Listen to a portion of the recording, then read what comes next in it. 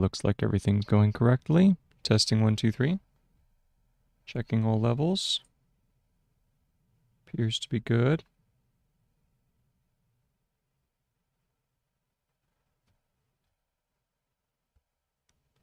Looks correct. Yep. Go ahead and minimize this page here, or pause the preview so it's not taking any extra. Go ahead and check this out here. Good, good. Checking the sound. Minimize this page here. Good, good. All right, so we have that up. This is up. All right, let's go ahead and get started, shall we? So, hello everybody. Today is July 31st, last day of July. July 31st, 2026. It's currently 6:11 in the afternoon, or in the evening. And this is the beginning of another 3-hour session, so I should projected to finish around 9:10 or around 9:05 tonight. And what is the purpose here? The purpose of the stream is to demonstrate the acquisition of academic skills or academic tools. Every single profession requires a set of core tools, whether you are a gardener, doctor, lawyer, anyone, fireman. Everybody has a set of core tools that helps them in their work and helps them perform as effectively as possible. And the better you understand the simple and core tools, the better you are able to solve the problems and find solutions in your domains. And in my avenue into academics, or upcoming avenue into academics, going for a bachelor's, the process or the acquisition of these skills is absolutely essential. If I'm going to be engaging in the realm of ideas, in the realm of knowledge, then the skills must be in place that would enable such an activity, such an avocation to be fulfilled to its fullest extent. So what are those skills that I'm speaking of in the realm of academia? There are 3 skills. The first is the acquisition of knowledge. This is taking information into your mind through your hand, copying it effectively, essentially. The second category or the second tool is categorization. So this is where you can take the information and you know what type of information it is, what it is not, how best to relate it to other aspects of knowledge that you know. And the final aspect of, or the final tool, the final primitive tool, is the ability to recall, the ability to present the information as it comes, or once it's inside, once it's internalized, and you are then ready to present the information to the outside world. Having a robust ability to recall is absolutely vital. So in the course of this stream, I am going to be presenting 2 of the tools. The first one is the acquisition, and for me that is symbolized, or it is personified by the pursuit of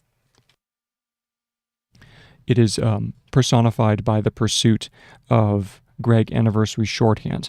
Not a skill for everybody, obviously, but it's a skill that I believe has great value and can give you a bit of a advantage in the realm of fluidity and facility by using it as your primary acquisition tool, not your final acquisition tool. That, of course, requires more of an orthographic representation. But using the phonetic quality of Gregg's shorthand, using it to help aid in the capture of knowledge as it's coming in, I believe is a good first step in the process, and therefore a good tool. The text that I am choosing to use as my copywork, if you will, which is why the stream is labeled Copywork, Gregg Shorthand Copywork, and Note-Taking, is the text that I am using as my source is How to Take Smart Notes by Sonke Ahrens. How to Take Smart Notes by Sonke Ahrens. Wonderful book, first published in 2017, then republished or revised and expanded in 2022. And in this book, he is going over the process of how to work with a system of note-taking called the Slipbox method, or Zettelkasten if you're speaking in the German. And what this method is, it takes the idea that everything about the academic process, everything about the research practice is geared towards writing and geared towards idea formulation. So that means that every single time you encounter information, every single time you are working in the realm of information, you never work in just a repetitive fashion or just in a copying fashion. You always are working in a transformational fashion. This includes your note-taking. So if you are listening to someone in a lecture, if you are reading a book, if you are reading an article, or if you are trying to capture your own thoughts, you don't merely copy something down that you hear. You take the time to transform it into wording and into text that you yourself understand. You yourself can comprehend the idea because you've put it into your own words. As soon as you put this text into your own words, you then fashion it in such a way where you are then able to connect it to previous information that you have discovered, previous concepts, previous ways of understanding, and you create this network, if you will, of notes that you can then fall back on when it comes time to go through the process of creating your own works, creating your own books or articles or talks or lectures. You're able to go to these this interconnected web of information and draw from it, almost like a storehouse of information. You draw the information out that you need, and you construct your hypotheses. You argue your arguments. You make your claims. You state your facts. Once you have accrued enough information, as Sonke Ahrens, the author of the book How to Take Smart Notes, says, once you have acquired a critical mass of notes, a critical mass, that means you can actually get work done. You can get work done. Okay, so that is essentially what this stream is about. It is about the use of Gregg shorthand for demonstrating the ability to write something fluidly, to write it well, to write it in a way that doesn't fatigue your hand, and the book that I have chosen to copy and to demonstrate the process of writing Gregg is essentially an argument for the use of writing and the use of thinking first and foremost when it comes to your academic endeavors. Worthy books, I think, and a worthy endeavor. It will remain to be seen how well or how useful it is in the long run. One should never be overly optimistic or claim too much, but it is definitely a solid foundation on which to stand. With that being said, we now get into the work. If you're interested in grabbing a copy of the book for yourself, it is available down in the description through an Amazon link. I do have an Amazon affiliate link, so if you purchase it through that page, it gives me a little bit of a kickback, so I appreciate it. I am taking my notes using a Wacom tablet, a Wacom Intuos Pro. I absolutely am falling in love with this little thing. It fits well in the hand. It has good sensitivity, good pressure, holds up well, and so I would highly recommend it as a piece of kit. And it's quite cost affordable in the grand scheme of things. So, and of course useful for more than just note taking. I've used it for art and all sorts of things as well. So therefore, if you want to, there's a link down below for the Wacom Tablet in the description. I use really the only pieces of kit I'm using are the tablet and my blue light blocking glasses. I really appreciate. I really like them. I didn't know how much I would like them, but having put in as much time as I have doing rigorous staring at the screen, I really appreciate these glasses, and I do believe that they reduce the eye strain. So, if you're interested, there are links to that down below. There's a link to the website that I use over here for doing my Gregg shorthand lookup. That's down below in the description. There's a link to the Zernal++ website, or the application that I use for doing my Copywork. It's free, open source, great piece of software. There are links to GIMP down below. That's what I use for creating the lines, Inkscape, all the good things, So if you're interested, you can take a look down below. All right. Let's go ahead and get into it, shall we? So I am currently on page 93 of the book, which is quite nice because there are about 160 pages in the book, and so I'm more than halfway there. So really exciting. And now I'll go ahead and get into it. I've just been going over a little history of Richard Feynman, where a historian was remarking on how he was so delighted to see Richard Feynman's books because, according to the historian, he said they were wonderful records of Feynman's thinking. And so now we're going to see what Feynman's response is to this historian. No, no, Feynman protested. So we have, quote, no, no, Feynman protested. Now, bear in mind, I am quite new to the, I have known about shorthand for a while, but as far as being a diligent student of shorthand, I am quite the novice, quite the acolyte. And so therefore, you will see me struggle, for sure. You will see me take a lot of time and do a lot of guesswork. And so essentially what you are seeing is someone struggling in the gym to get a little bit better. So if you like that sort of thing, more power to you. But if it doesn't float your boat and you just are moving on with your life and you can see it as the curiosity that it is, more power to you as well. So let's go ahead and let's get into it. So Feynman protested.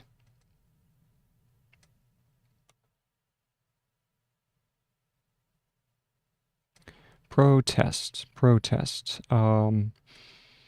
I don't know if I've done protest before. Let's see here. P-R-O-tested.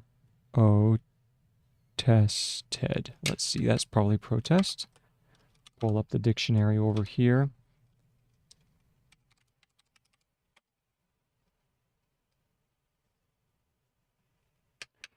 And, yep, good. That is protest.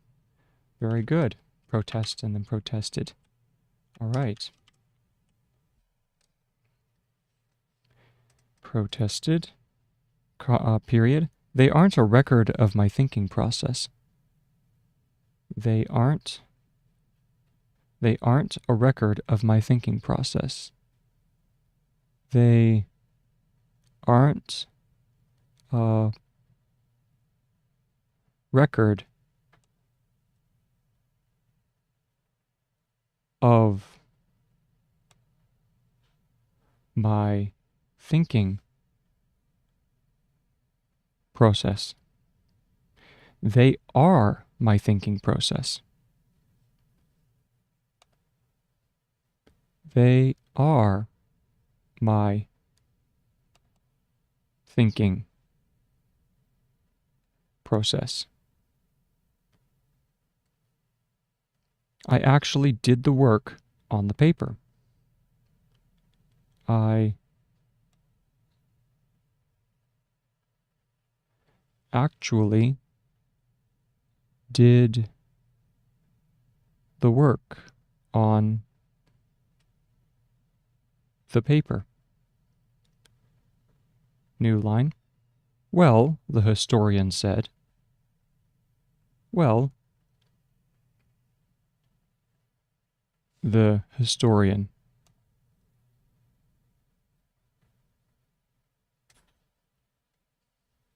said. The work was done in your head.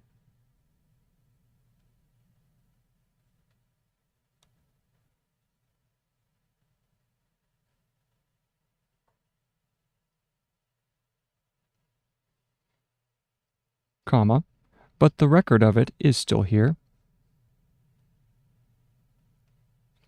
But the record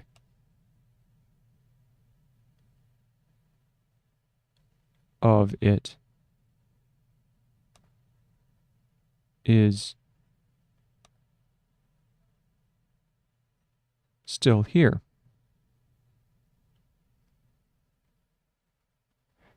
No, it's not a record, not really. And this is Feynman. No, it's not a record, not really. No, it's not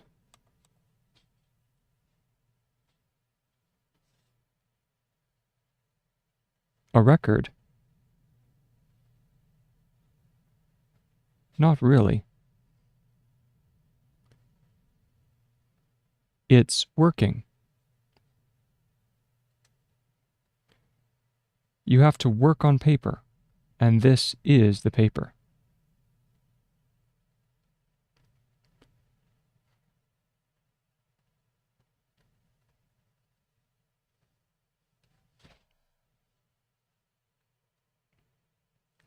To work on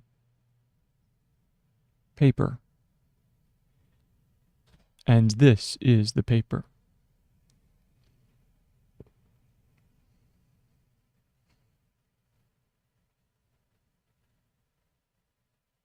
Period. End of dialogue. Then Sonke Ahrens goes back to the analysis now. This, obviously, was a very important distinction to Feynman. This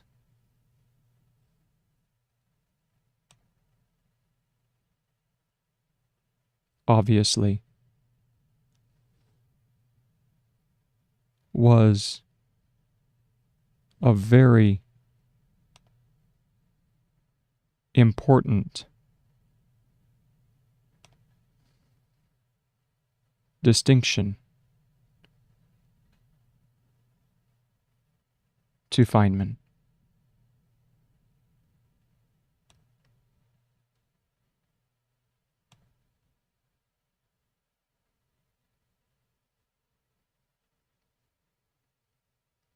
Much more than just a linguistic difference. Much more than just linguistic. Let me guess what that is and then I'll check. So we go linguistic.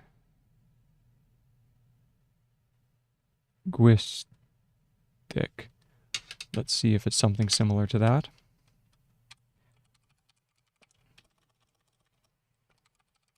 Linguistic.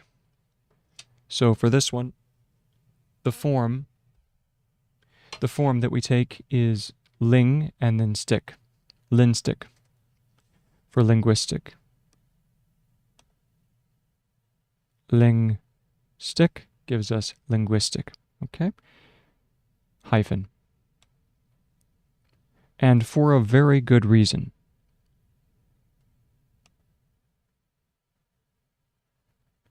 A very good reason. Colon. It is the distinction that makes all the difference when it comes to thinking. It is the distinction that makes all the difference when it comes to thinking.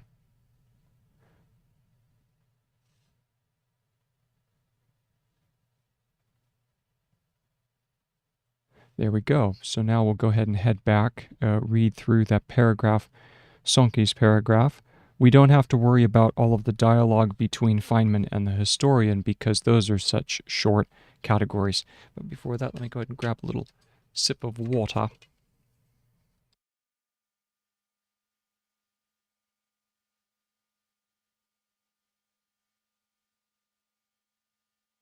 Nothing like water. Okay. So let's move on. We have, going back to Ahren's analysis, this obviously was a very important distinction to Feynman. Much more than just linguistic, much more than just a linguistic difference. Put that word in there. Difference. And for a very good reason. It is the distinction that makes all the difference when it comes to thinking. Next paragraph. Philosophers, neuroscientists, educators, and psychologists. So that's a lot of terms right there. I'll have to work on them slowly. So we have philosopher, philo, and then sopher.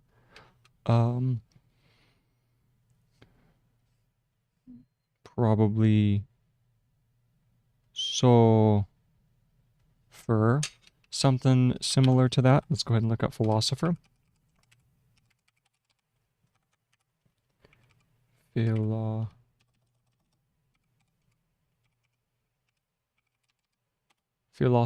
We don't have that, but we have philosophy, right? We have There's philosopher. So all we need is philos and then Philos and for philosopher.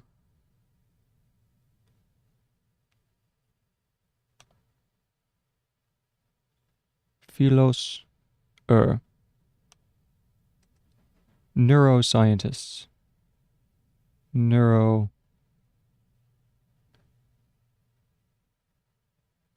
Scientists. Well, that's philosophers, by the way, so we'll add a little S to the end. Neuroscientists. Let me confirm that that is neuroscientist. I know we just had neural recently, but let's check up neuro.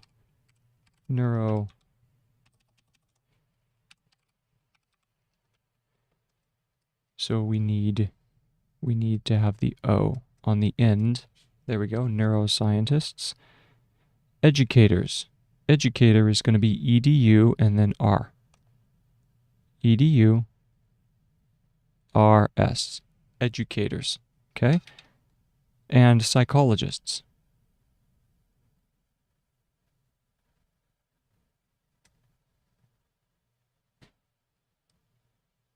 Like to disagree in many different aspects. Like to so disagree is going to be disag, and agree, that's agree. So let's see, it might be a disjointed DS for disagree, or it's attached. Let's see.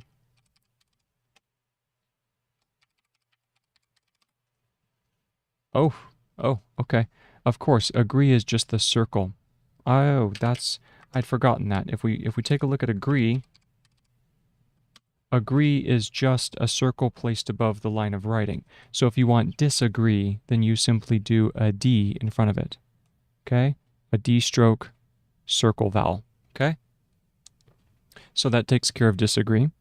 They like to disagree in many different aspects on how the brain works. In many different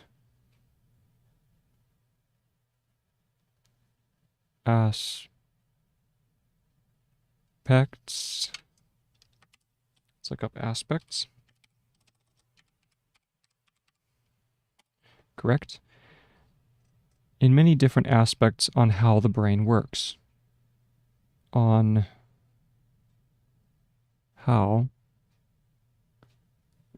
the brain works. But they no longer disagree when it comes to the need of external scaffolding. But they no longer disagree when it comes to the need for external scaffolding. Scaffolding is one that I have not done before, so we'll try our hand at it. Ska, full, and fold is F-O-L-D. So S-K-A-F-O-L-D with a dot at the end. Let's see if that is something similar to what the dictionary is telling us. And that's exactly what it is, just the execution was not quite right. So we need S-K-A-F-O, long L, and then a D at the end. So that's scaffolding, okay? Period. Almost all agree nowadays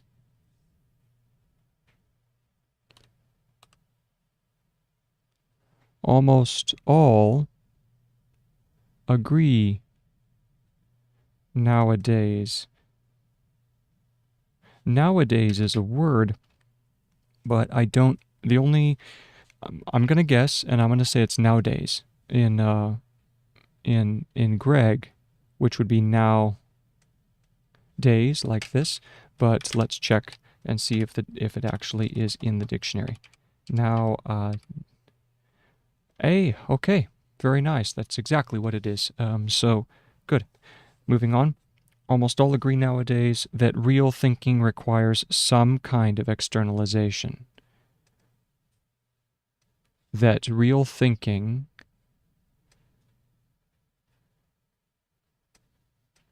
requires some kind, let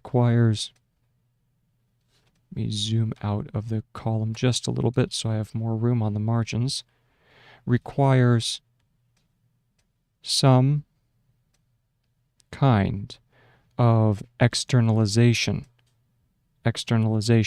So this is external, and then externalization is what we're looking at the end, externalization. So we're going to go over to the dictionary and we're going to type in isation, like that, to look at the different forms of isation. So you see all of the forms. We have vitalization, vaporization, brutalization, authorization, vocalization. All of them have the S, polarization, mobilization. All of them simply take an isation. So we're going to do the same thing. We have externalization, which means, clean this up a little bit. Oop, there we go. So we have externalization, okay?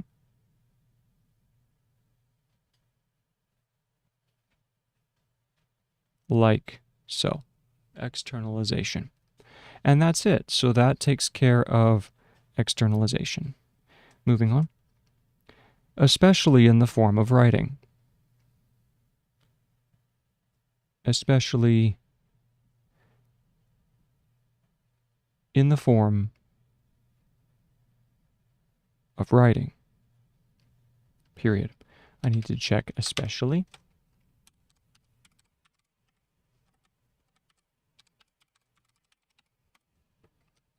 That is especially good.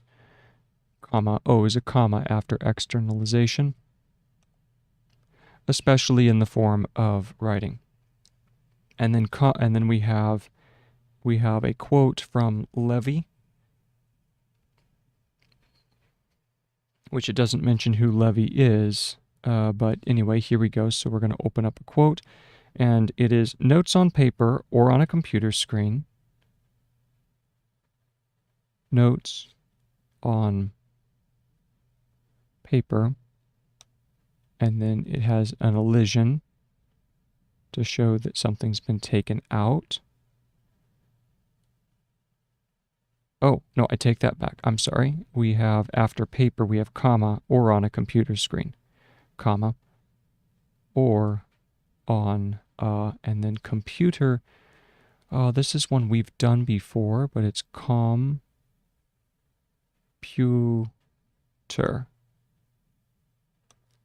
I'll see if this is correct. Computer. See if that is the form.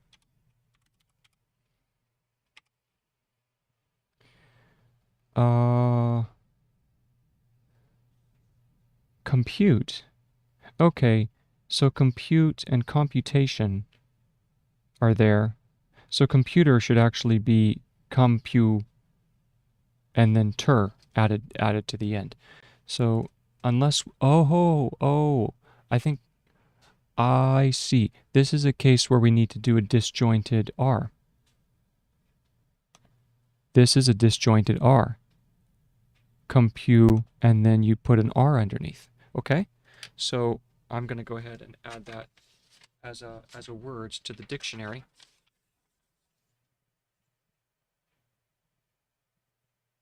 I think I might have added that word at was that almost 2 weeks ago? I think it was almost we're going on 2 weeks now where I added that word. I kind of remember. Anyway, going forward, notes on paper or on a computer screen.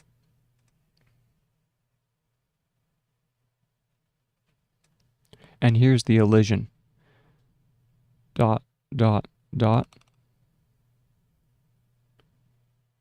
Close down brackets. Do not make contemporary physics or other kinds of intellectual endeavor easier. They make it possible. Ah, this was the quote at the beginning of section 1. Yes, that's why it's familiar. Do not make contemporary. Okay, so we have do not make, and then contemporary. Contemporary is going to be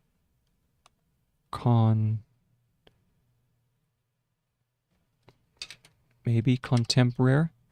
Let's check that.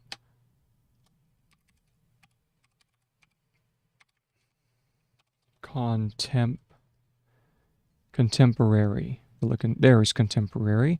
So we need to make a PR and then RE. So we go K for the KN, contemporary.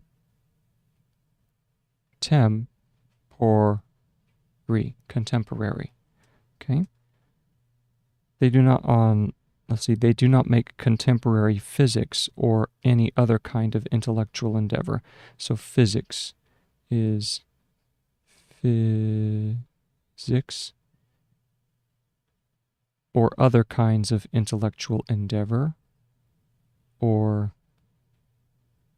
other kinds of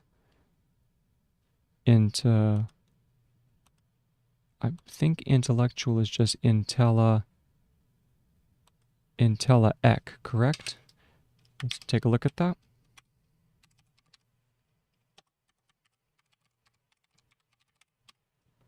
Intellectual, okay, so pretty close. We just need to make sure that it is EK. So we have intella over the top, and then actual is below. They do not make contemporary physics or other kinds of intellectual, and then endeavors is endeavors easier, comma, they make it possible. They make it possible, and that's the quote, is one of the key takeaways in a contemporary handbook of neuroscientists. Wow, this sentence was from way back when in section 1. This was way back at the beginning of the wow, 60 pages ago. Okay.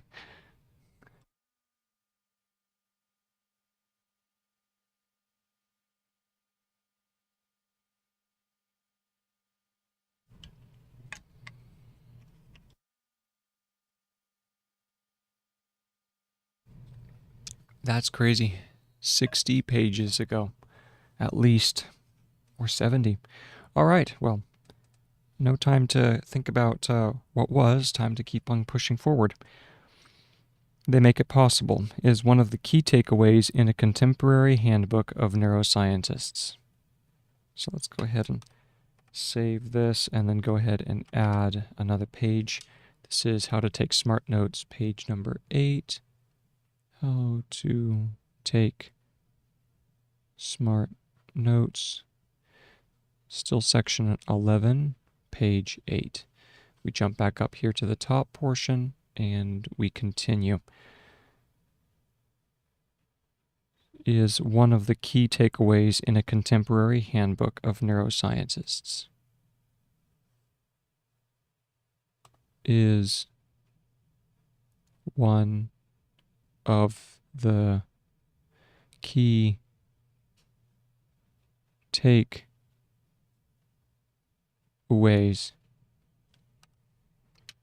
Let's see what takeaway. If takeaway is anything special.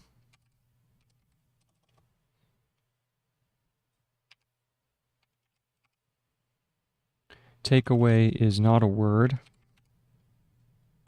We'll add it. I'll add it to the lineup.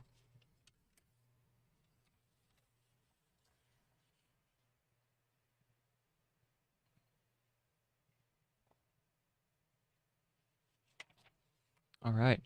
So there, we've added that word to the lineup. Now we just keep on going.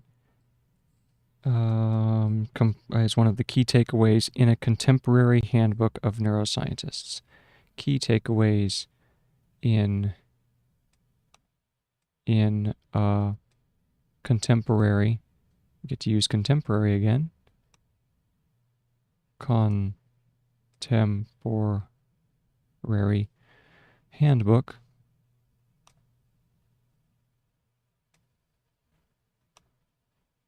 Handbook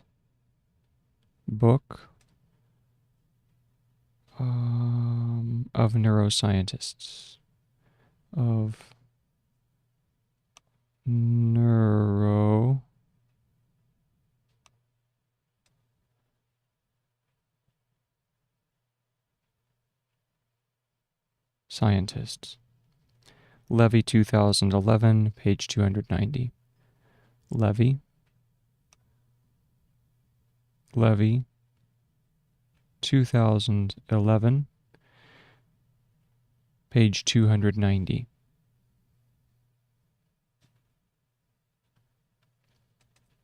Concluding the discussions in this book, concluding,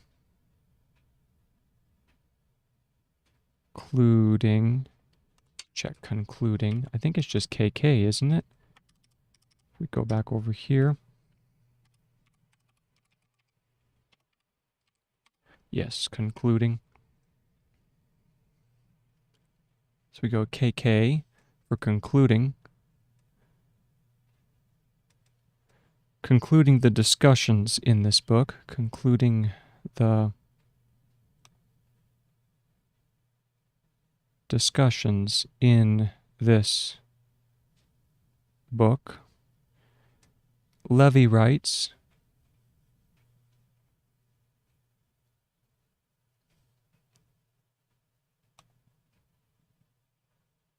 Levy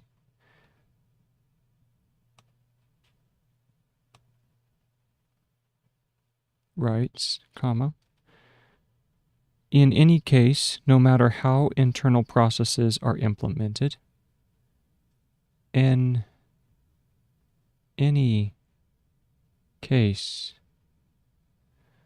no matter how internal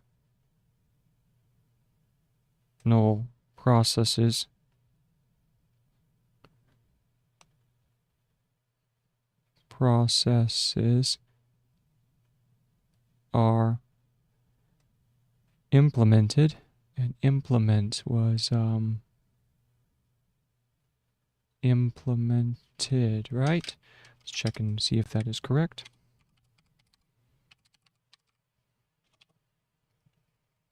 It requires the full length, so implem, and then we just add the disjointed T at the end. So we go implement, straighten it up a little bit more. So implemented, comma, insofar as thinkers are genuinely concerned, in so far, in so far as thinkers are genuinely concerned, as thinkers are genuine, Gen-U-N-E.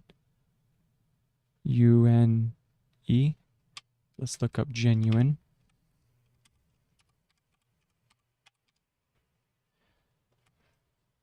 So it does require 2 N strokes. Gen-U-N and then ly, genuinely. Concerned. And con-C is concerned, right?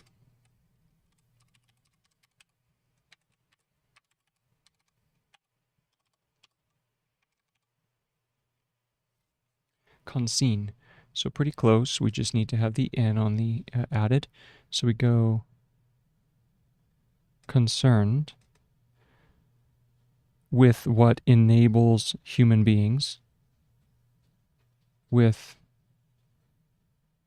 what enables, so we go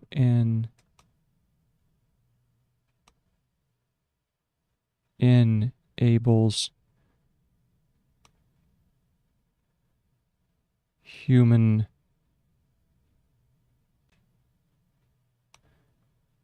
beings, and that's a disjointed. If you add the S, if you add the S, then you can get beings. We'll try that. Let's see what beings are. Beings is not a word for the time being. Ings. Let's look up ings. Oh, okay, so it's the S that curves away from the line, or it curves away from the line of writing. Yes. So if it curves away from the line of writing, then we are dealing with beings. So being, of course, would normally be the dot, but if you need beings, it's the S that curves away from the line of writing. And we continue. So where was that? With what enables human beings to perform the spectacular intellectual feats. Human beings to perform? No, that's a joint term, so that would be perform. Let's confirm that that is true. Yep.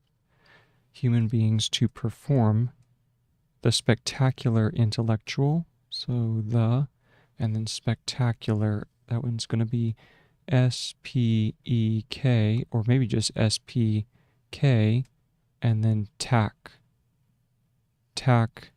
you, and then maybe a disjointed spectacular, Maybe that's spectacular, or maybe just spectacu.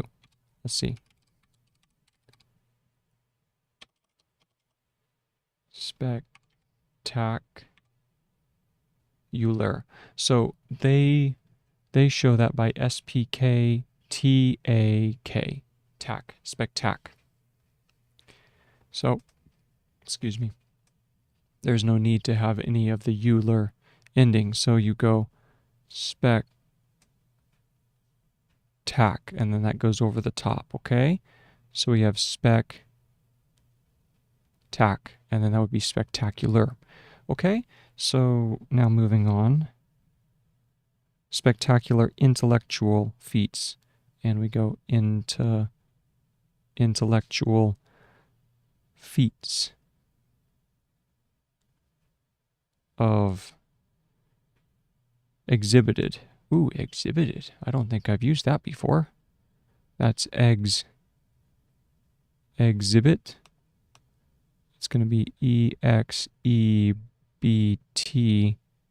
and then a long T for exhibited. So let's take a look and see. Exhibit. Unless that might be a disjointed X. Let's see what happens. Exhibit. Nope, that's exactly what it is. Very nice. Exhibit. And exhibited, so therefore the T needs to be longer. Okay, very nice. Very nice. Exhibited. In science, and science, like that, and other areas of systematic inquiry, and other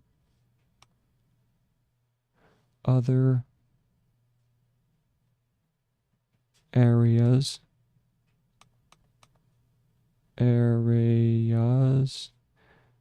of systematic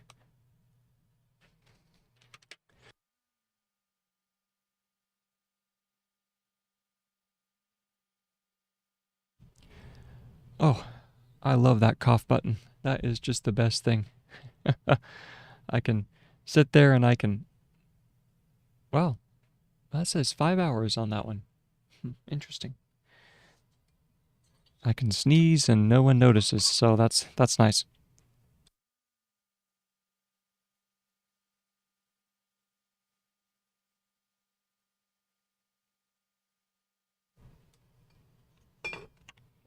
More lovely water.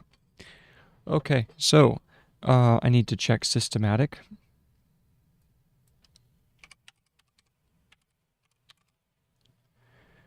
Okay, so systematic does require the circle, and then systematical would be the oval, and then systematically would be the oval with the E. So systematic is the circle. With what enables human beings to perform the spectacular intellectual feats exhibited in science and other areas of systematic inquiry. And so inquiry is going to be in Q or in K-R-E, inquiry. Let's see if that's correct. N. Oh, is it spelled? It's spelled with an I.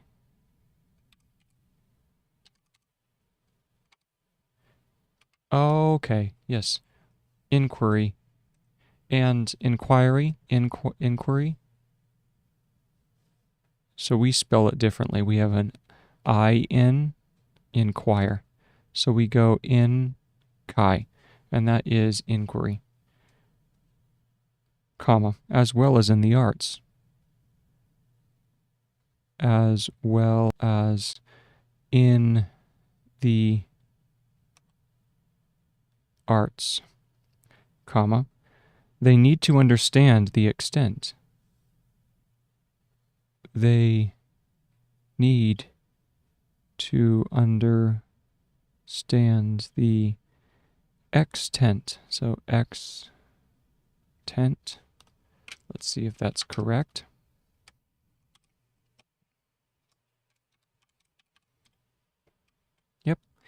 They need to understand the extent to which the mind is reliant upon external scaffolding. To which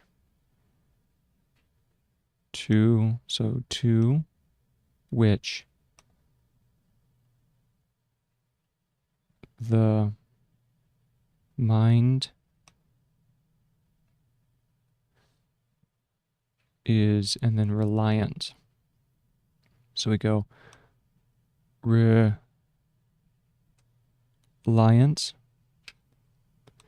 Try that again. So we're going to go reliant, like so. See if that works or not. And yes, that is correct. Upon external scaffolding. Upon is pawn, actually. Upon external scaffolding, and we have external and then scaffold, which we just did earlier, so that's scaffolding. And that ends the sentence, and then the quote, and then we can use ibid, which we created earlier, I think, right? That one is I don't know if I added it to the dictionary or not, doesn't matter. ibid. So we have make it over here, I bid. All right, and that takes care of that quote.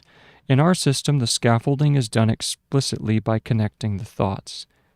So in our system, the scaffolding,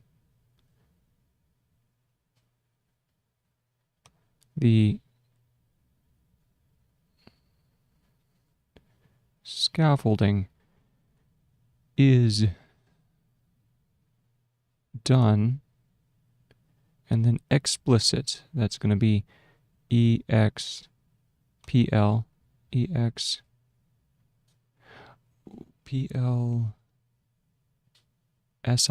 explicit. Let's see, explicit, explicit. It has to be an EST. So explicit, like explain, and then sit. Explicit. Try it again. Explicitly.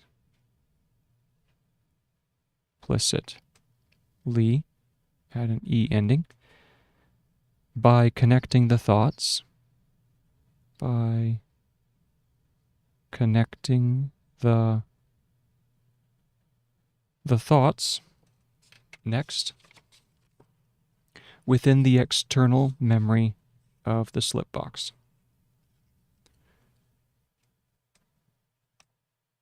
Within the, and then external memory, next line down, so we have external memory of the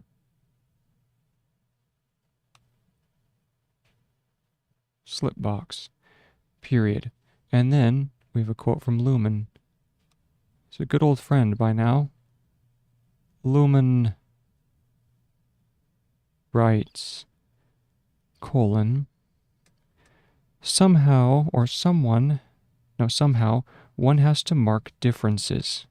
So this is quote, somehow one has to mark differences. One has to mark. What is mark? Is that mark? Goes over the top? Let's see. Mark. Yes, good. One has to mark differences. So differences, comma, keep track of distinctions. Keep track of, and then distinctions.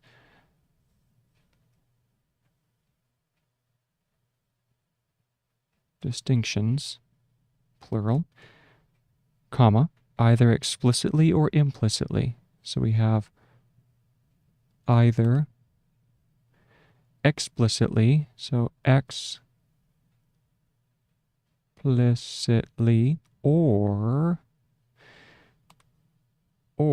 and then implicit. So we can use the same structure. We just have im in the front, and then we go plitly, like so. Implicitly. Let's see if that's correct or not. Implicit.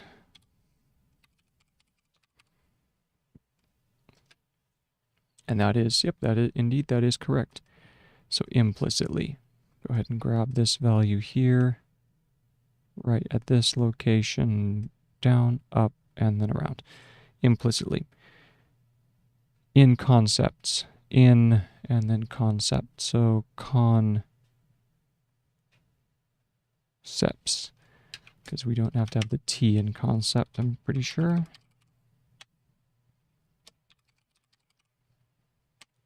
Correct. No T in concept. I'm just going to move it up to this location here. Concepts. Comma, and we close quote.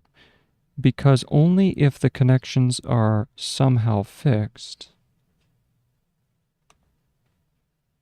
Because only if the connections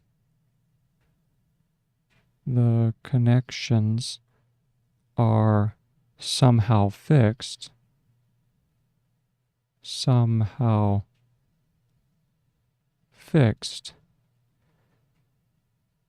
externally, by fixed he means stuck, fixed externally, can they function as models? Can they, and this is func, so we get to have the in K stroke going down. So we have func, and that's function, as models or theories. As models or theories. To give meaning and continuity. To give meaning and continuity. To give meaning and then continuity. Continuity. Let's check that. Let's check continuity. See if that is indeed the correct phrase. Con-ten, I know that much. And then uity. Uity, maybe? That could be a little too complex even for Gregg. And we're looking for continuity. There it is.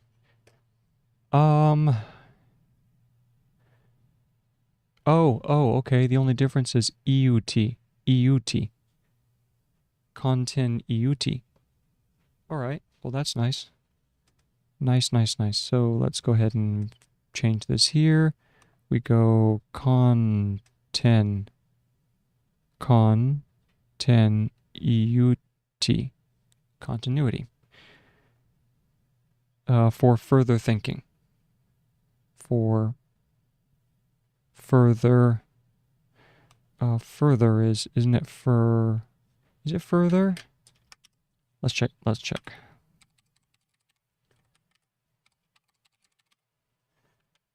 Searching. Hopefully we don't have a, oh, there we go. Yeah, further. So further is just F and then TH. FTH. There we go. For further thinking. Like so. And that one was Lumen 1992, page 53. So we have Lumen 1992,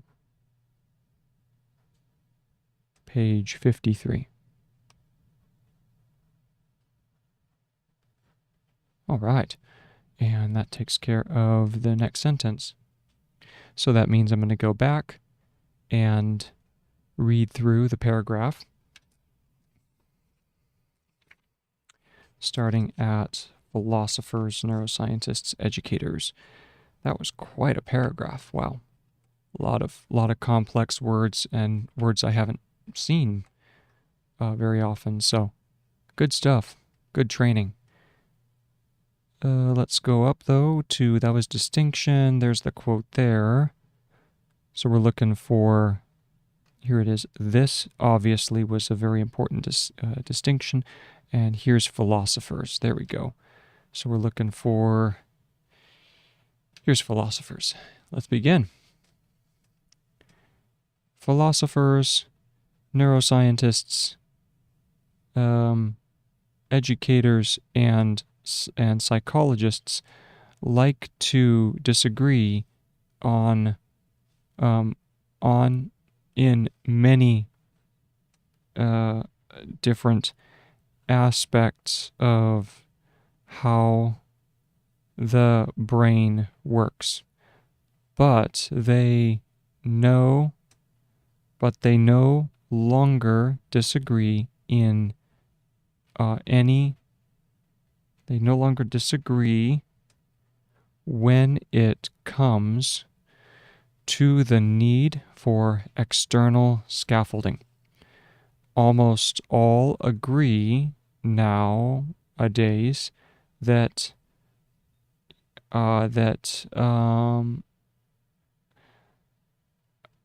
real thinking relies, and rely should be a slightly longer L, so relies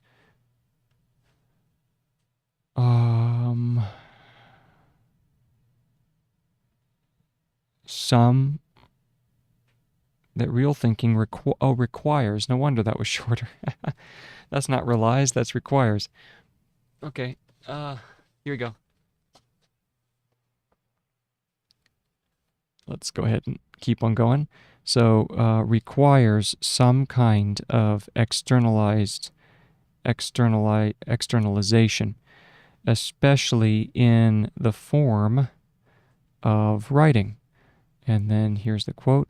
Notes on paper or on a computer screen, elision, do not make contemporary physics or other kinds of intellectual endeavors easier. They make it possible, is one of the key takeaways in a contemporary handbook on neuroscientists. That was according to Levy, 2011, page 290. Going on. Connecting the... No, that's not connecting. That's concluding. Concluding the distinctions in the book. Levy writes, in any case, no matter how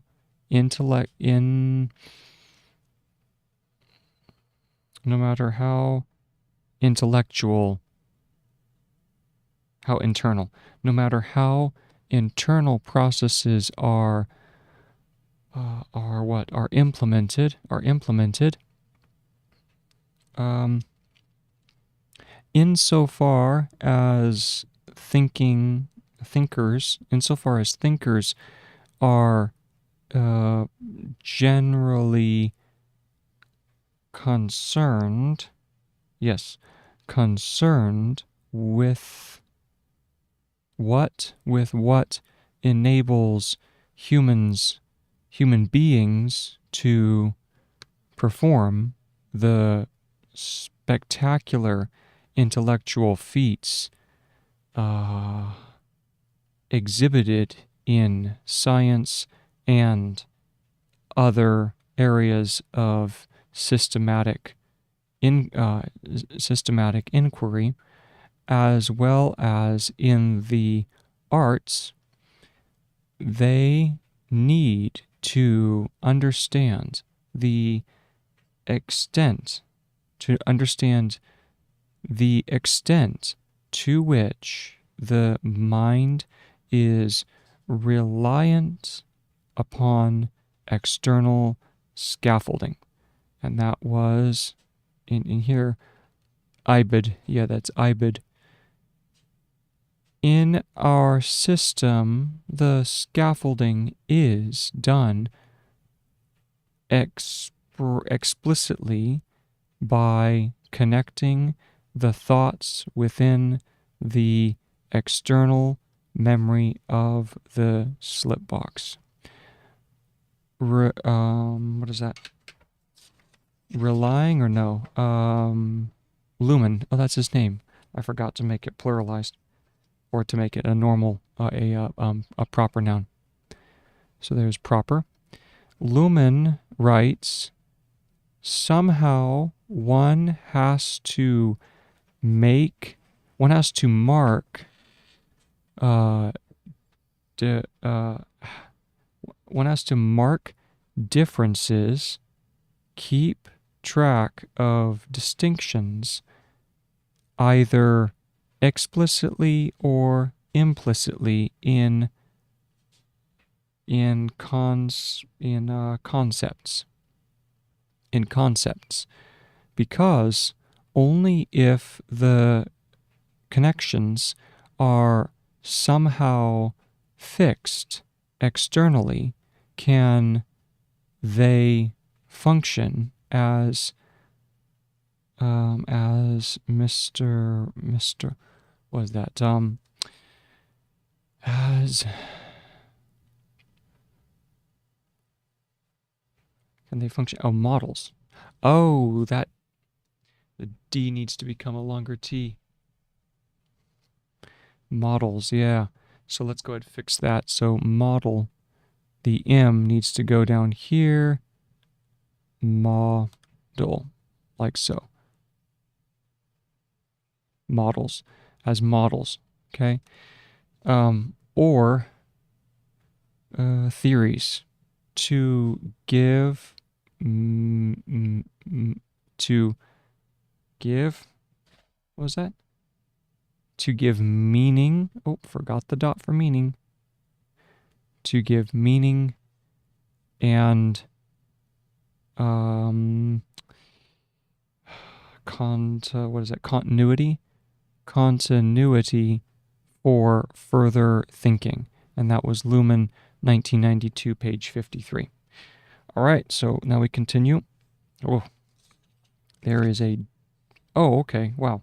I thought that was one paragraph, but no, that's three on page 95. Good. So we are currently on page 7 of section 11, and we have 1, 2, 3, 4, 5, 6, 7, 8, 9, 10, 11, 12. 12 pages left. Hey, we're getting there. We are getting there. That's lovely. That is so much fun. Plugging away little bit by little bit. It's like watching a giant pile of dirt go away. Alrighty. Okay, continuing. A common way to embed an idea into the context of the slip box. Here we go. This is a new paragraph, by the way. So let's go ahead and drop a paragraph marker. A common way to embed an idea into the context of the slip box. This is common, so that's going to be, I wonder, is that common? Common?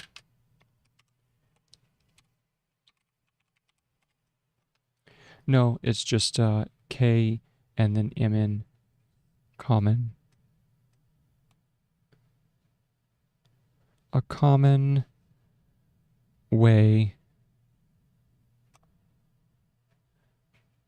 to embed an idea, embed an idea into the context of the slip box, into the context of the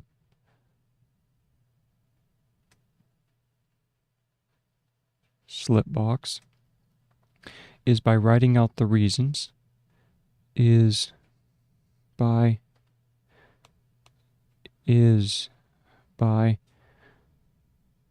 writing out the reasons of its importance,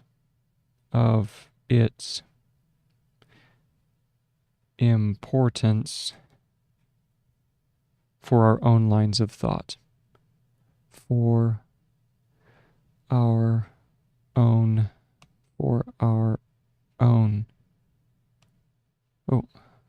Own. And then line, now I remember, lines of thought. Period. For example, I recently read the book. For example, I recently, see if that's correct for recently. No, it needs a disjointed L, so we're going to go Interesting. Okay, so we're going to go recently. I recently read the book. Read the book called Scarcity, Why Having So Little Means So Much. Scarcity. So that's going to be scare and then city on the base. See if that's correct. Oh, just SKR, no need for an A.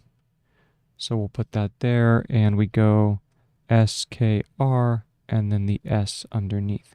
So we have scarcity, colon, why having too little means so much. Why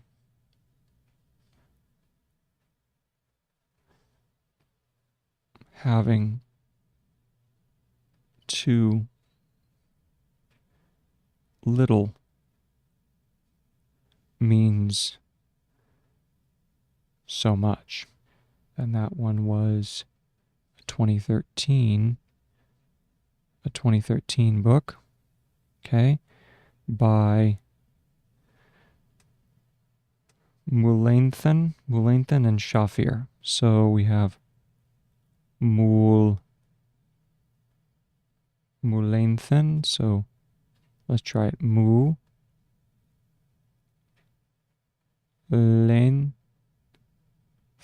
Lengthen.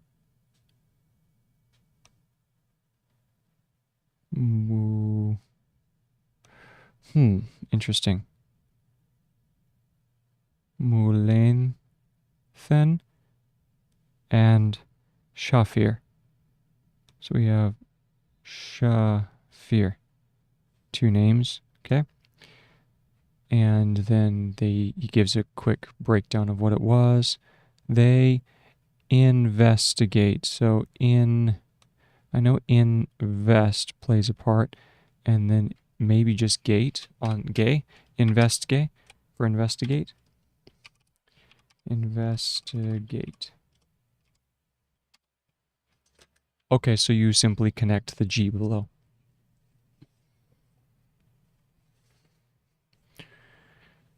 Okay, so we'll go ahead and get rid of this and investigate. Investigate how the experience, how the experience of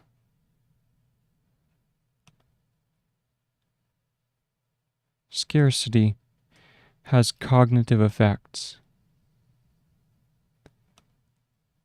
Has cognitive, that's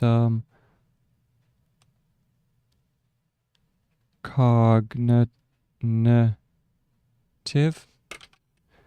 I don't think that's correct. Let me see.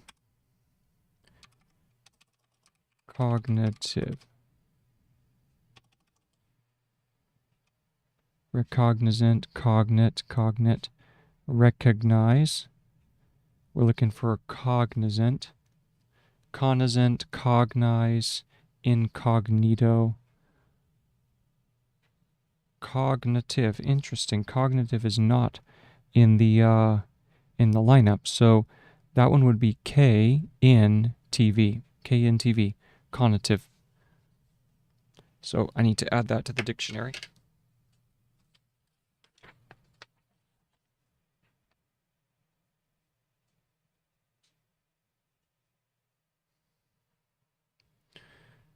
Cognitive.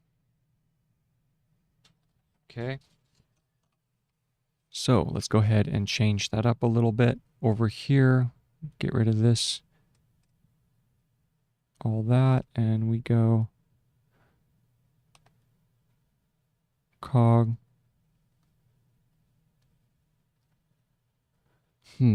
maybe cognitive. Cognitive.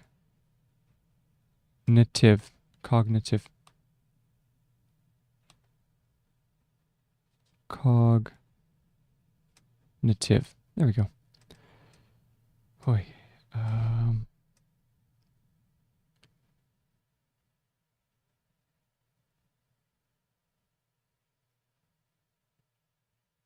They investigate how the experience of scarcity has cognitive effects.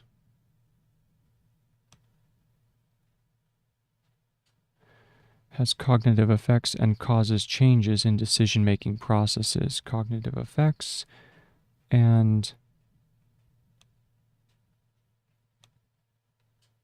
causes changes in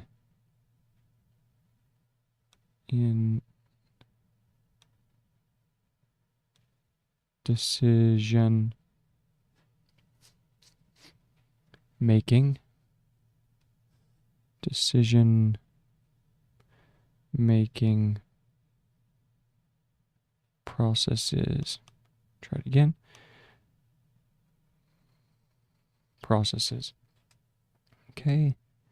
I think we need an extra S there and then there at the end. They help the reader understand why people will with almost no time. So here we go. They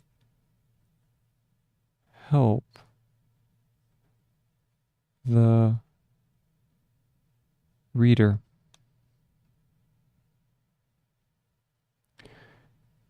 understand why people with almost no time or money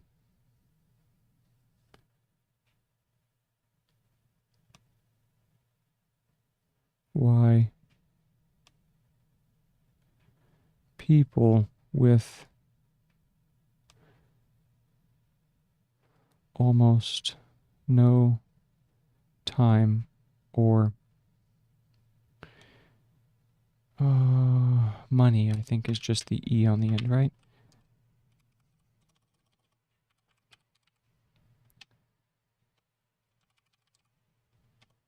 Money. Yep, that's correct. With no time or money, sometimes do things that don't seem to make sense. Sometimes do things that don't seem to make any sense. Sometimes do things that don't seem to make any sense to outside observers, to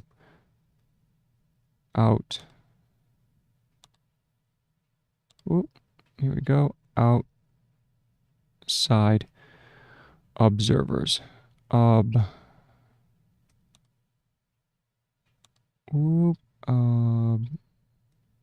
Observers. See if that works, if that is observer. Yep, so we just need to have observe, and has an E on the end. So we'll drop this here.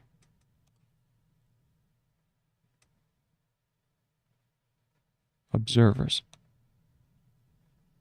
Nice. Period. People face deadlines. Sometimes people facing deadlines. People facing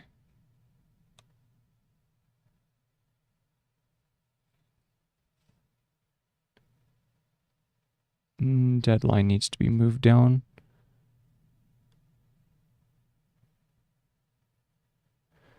Facing deadlines sometimes switch frantically between all kinds of tasks.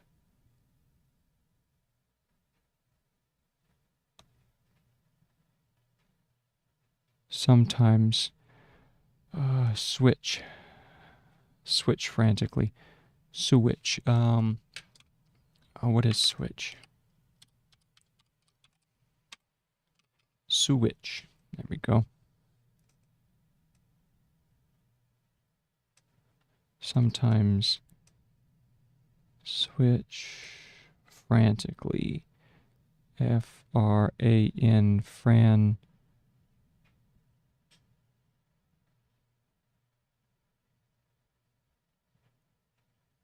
Frantically. Let's see if that's frantically.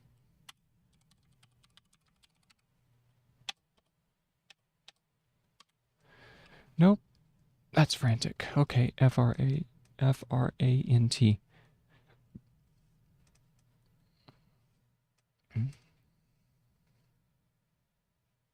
And then just the E on the end for frantically. We'll sometimes switch frantically between all kinds of tasks.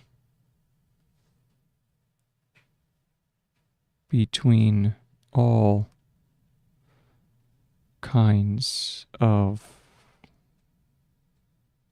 tasks. Period. People with little money sometimes spend it on luxuries.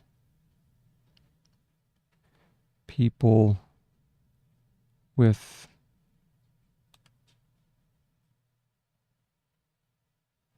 little money sometimes spend it on seeming luxuries. Sometimes spend it on seeming, and then luxuries. Let me check luxuries.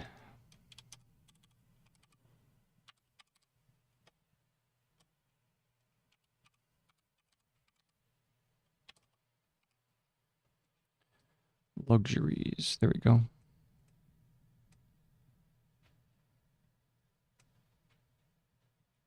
And then that's luxury. And then put another curve for luxuries. There we go. Luxuries. Like takeaway food.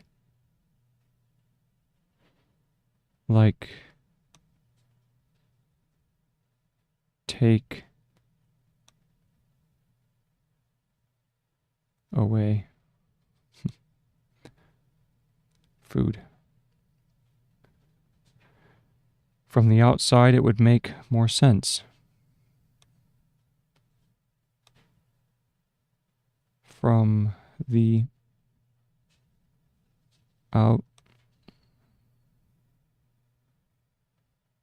outside, it would make more sense to do one thing at a time. To do one thing at a time. At a time. If we do that, is that at a time?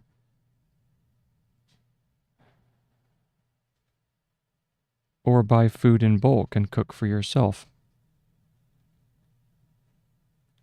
Or buy food in BLK. Is that B bulk? Let's go ahead and check bulk.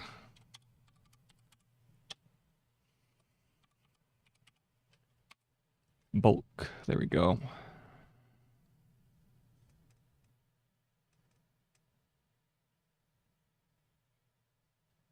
To buy food in bulk.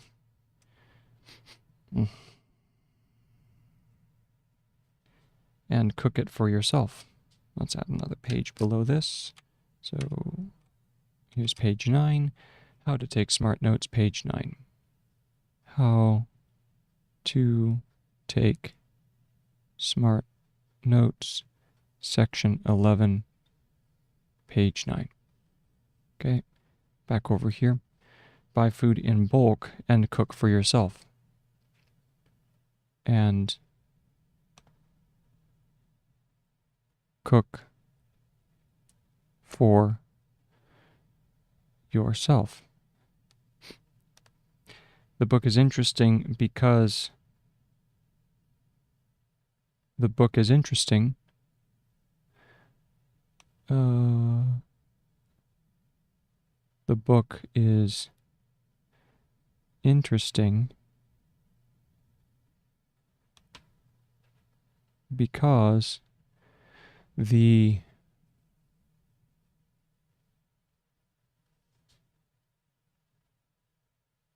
authors don't question this behavior rhetorically. Don't question this behavior. Let's look up behavior. Behavior. So we need a full stroke here.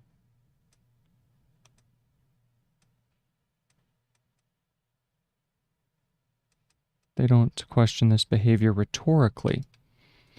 Let's look up rhetorically.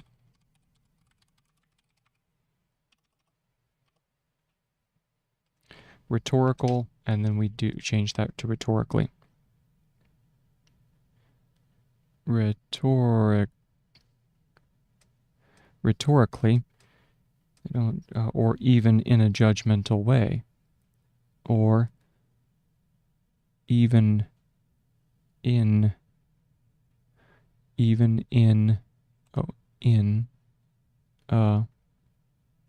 judgmental. So that would be judgem, right? Is for judgmental.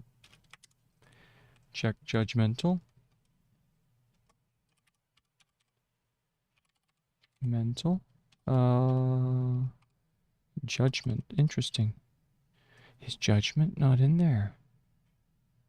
Wow. How about judgment, Ellen? Maybe I just was, yeah, I'd put an E in there. Okay. There's judgment, and then judgmental would be adding the L to that. So there's judgmental. Or even in a judgmental way, comma, but investigate it as a universal human phenomenon. But investigate. Oh, we get to use that term again. Investigate it in as a universal, as universal. So that is universal. Let's check that.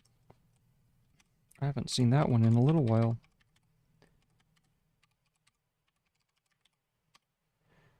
Oh, and no need for the ESL. So just the universe is enough. Universal. As a universal human,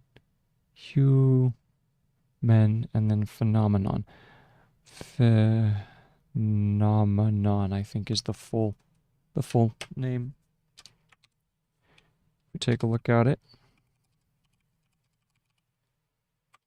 Oh, there is a slight break, so we go phenomenon. Okay.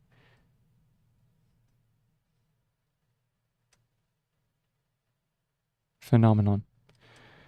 Period. And that's the end of the paragraph. So now I can go back and reread through that. Zoom in, zoom over, grab this, scroll up, looking, this is 2013, so we're getting close. Previous line over, up. There's 1992. Lumen. There we go. And we begin. So we review this. We have a common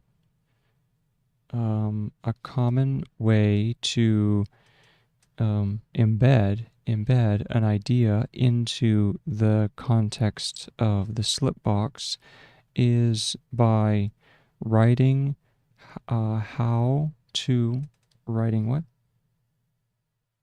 writing out the reasons of its importance for our own learning, for our own lines of thought. For example, I recently read the book Scarcity, how having too little means so much. And that was 2013 by Mel. What was that? That was Melanathan. Yeah, Melanathan and Shafir. This they investigate how the expression of scarcity has cognitive effects and causes changes in decision making processes. They help the reader understand why people with almost no time or money sometimes do things that do not seem to make any sense to the outside, or is it just to outside observers. People facing deadlines sometimes switch frantically between all kinds of tasks. People with little money sometimes spend it on seeming luxuries like takeaway food. From the outside, it would make more sense to do one thing at a time, or buy food in bulk and cook for yourself. The book is interesting because the authors don't question this behavior rhetorically, or even in a judgmental way, but investigate it as a universal human phenomenon. That's fascinating. That is fascinating. And that was the book by Shafir and Melanchthon, Scarcity, Why Having Too Little Means So Much. Okay.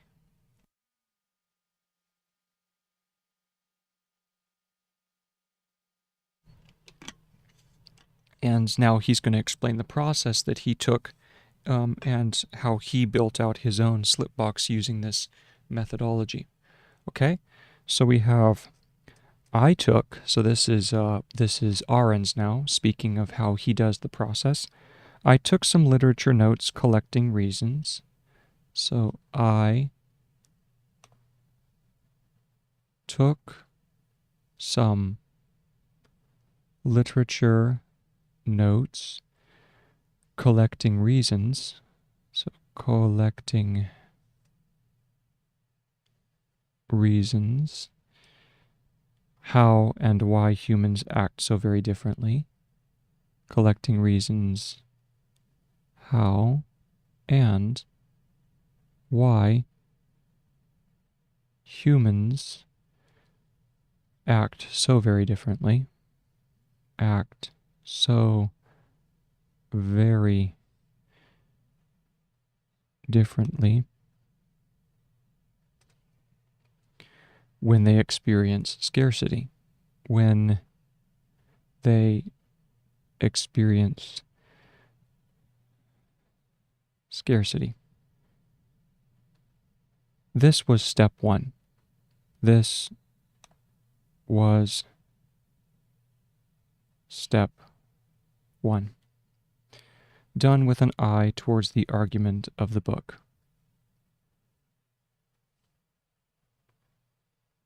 Done with an eye towards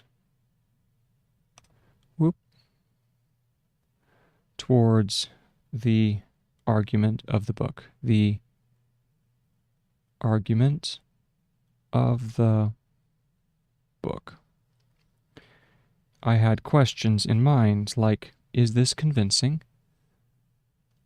I had questions in mind, comma, like, is this convincing? In mind, like, colon, is this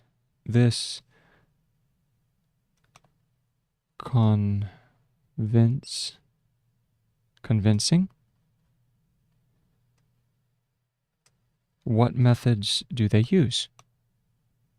What methods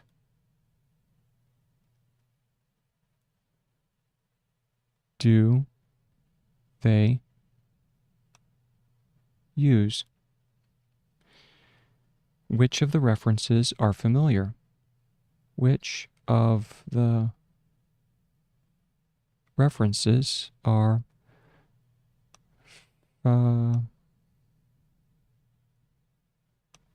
and familial, isn't that familiar? Let's check.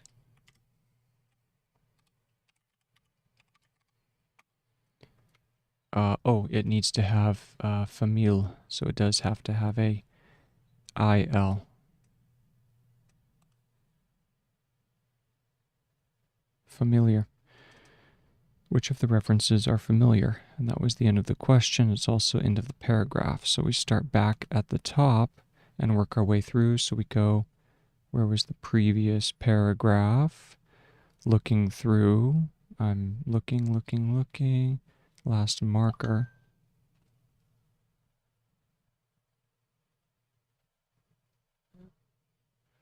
Last marker was, I took some literature notes. So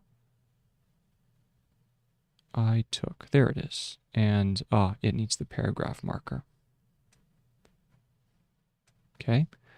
I took some literature notes, collecting reasons, how, and let's make this dot a little bit more pronounced, how and why humans act so very differently when they experience scarcity. This was step one. This was step one, comma, done with an eye toward the argument of the book. I had questions in mind like, is this convincing? What methods do they use? Which of the references are familiar? And that's the end of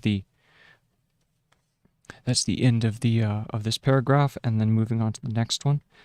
But the first question I asked myself when it came to writing the first permanent note, here we go. But the first question I asked myself, I asked myself when it came to writing the first permanent note, when it came to writing the first permanent note for the slip box was for the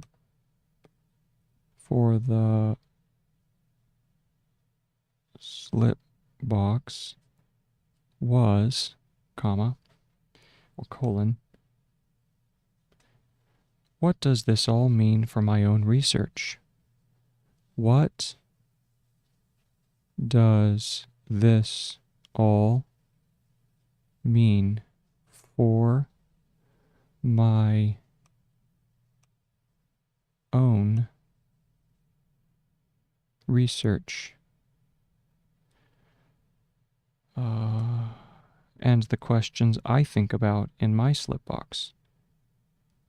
And the questions I think about. I think about in my slip box. Question. This is just another way of asking. This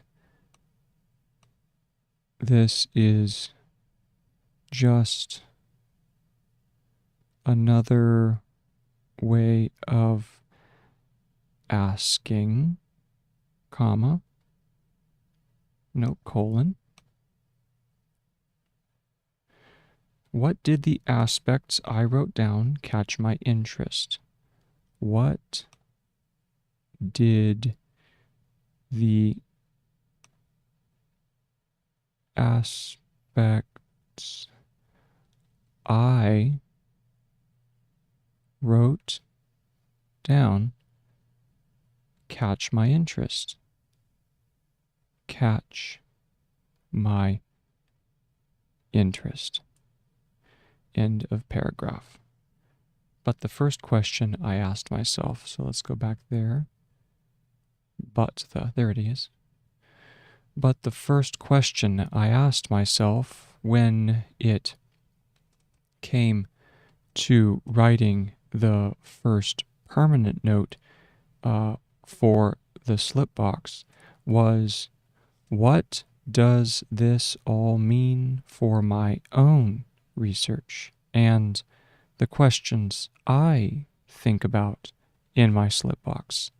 This is just another way of asking, what did the aspect I wrote down catch my interest? All right. What did the aspects? All right, so that's almost the end of page 94, which is pretty nice. I need to fix the lighting on the camera because it's gotten much darker. Oh man, as the day gets closer, then I just sort of fade into the background. There we go. Let's bump up the exposure a couple notches. There we go. That's more like it. Maybe drop the exposure one level, and then we'll bump up the what would this be? We'll bump up the gain a little bit, and maybe the brightness just a touch. There we go. Now I'm not so much in the dark. And maybe we'll bump the exposure up just a hair. There we go. All right, and I can go ahead and drop the gain then just a little bit. There we go. Brightness should probably go up a bit. There, and gain up, and then exposure is a little too, I think it's a little too high. There we go. Better. All right. Hey, at least I'm less in the dark.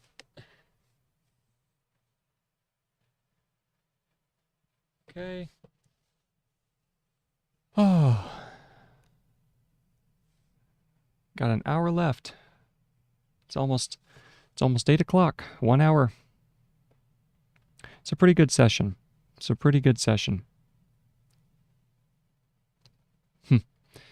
Alrighty.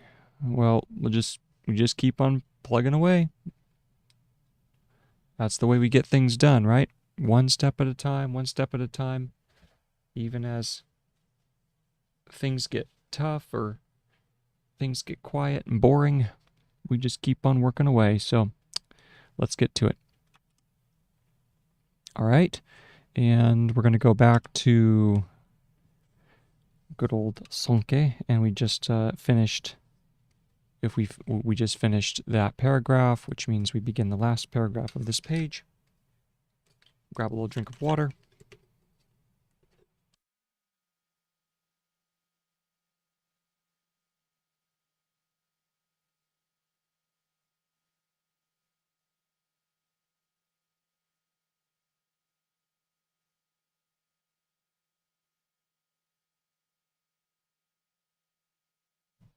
Okay. Now, I need to go ahead and save this. There we go. So now it's saved and we continue. If I were a psychologist, this book would interest me for completely different reasons. Here we go. If I were a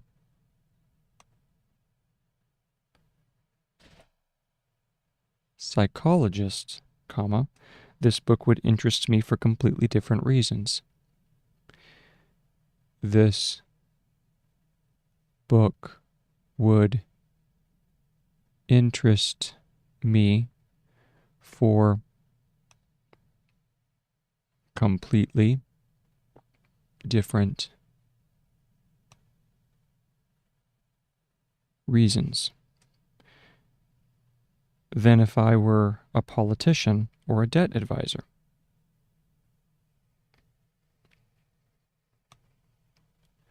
Than if I were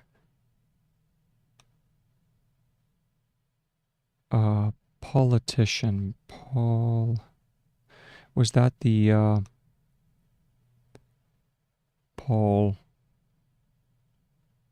politician? Is that? I think that's what it is, isn't it? Let's minimize this page right here. Minimize this one. There we go. Then if I were a politician, let me check that.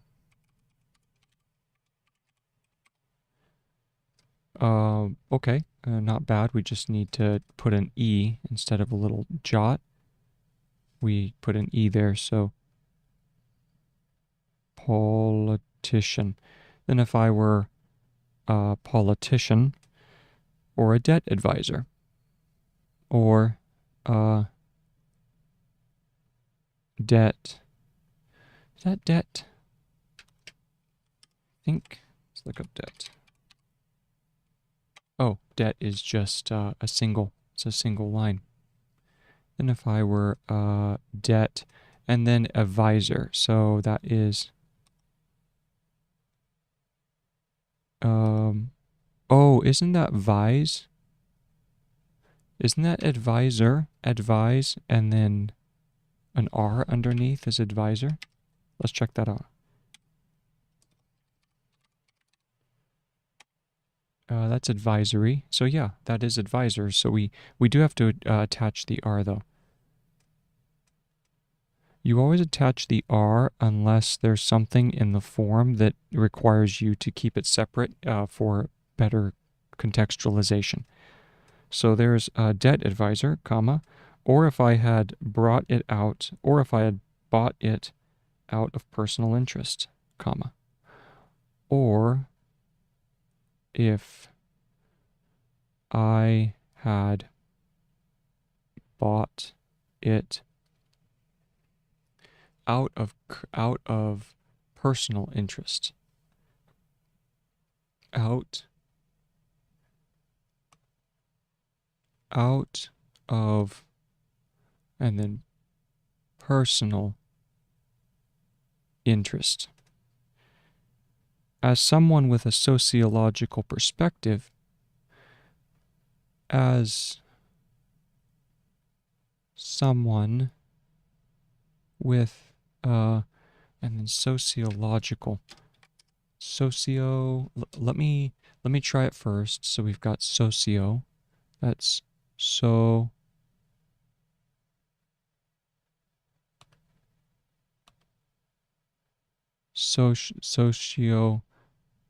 I think that's soc, and then logical, right? Sociological for sociological. Sociological, yeah. And what would... So this is sociology with a sociology perspective. Let me look up sociological.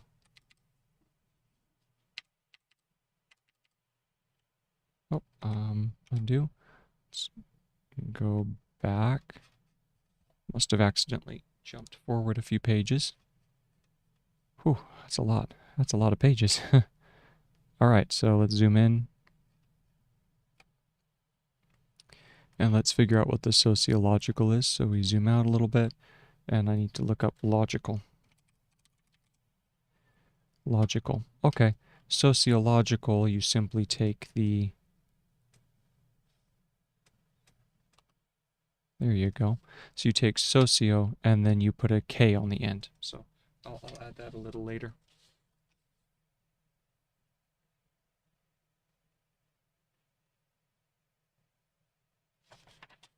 Sociological, okay? And moving forward, as someone with a sociological perspective, and perspective is PRSPKTV, perspective. Let's see if that is correct. Ah, that's right. This one has the disjointed V for perspect. And it does have an E, so we go E perspective. All right. On political questions. On political. Let's see if that's correct. Oh, not quite. So this one needs to have a circle, not a K. That would be politic. So political questions, and an interest in the project of a theory of society, and an interest in the project of a theory of society. Well, I know it's city, so it would be soc. Maybe soc city. Let's see if it's this. Soc city. Let's see if that's society. Better yet, it's just a double S. Just a double S. Like so. All right. And an interest in the project of a theory of society, my first note reads plainly. My first note reads plainly, colon, quote, any comprehensive, comprehensive, comprehend, what would comprehend be? Comprehend. What would comprehend be? Comprehensive, comprehensive. Huh. Thinking about that one. When would you need comprehensive?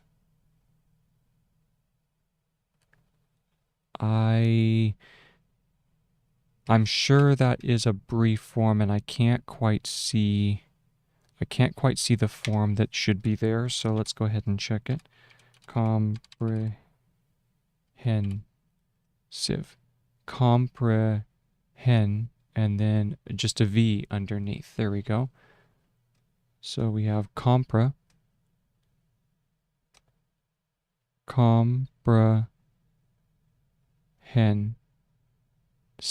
like so.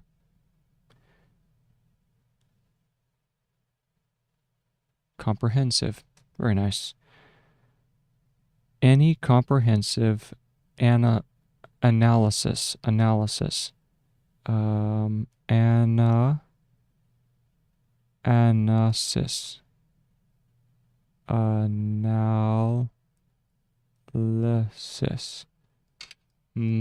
I'm pretty sure it's shorter than that.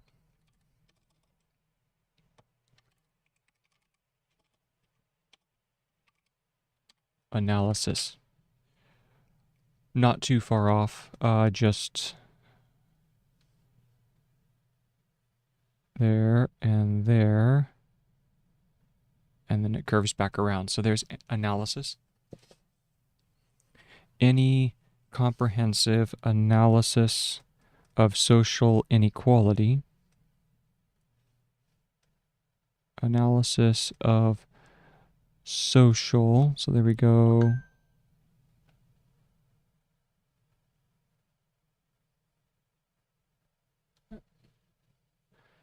Social.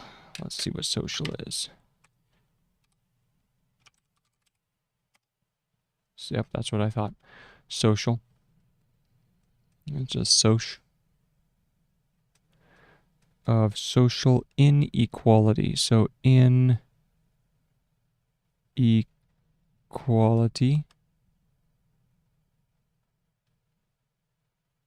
I think that's inequality. Let's go take a look.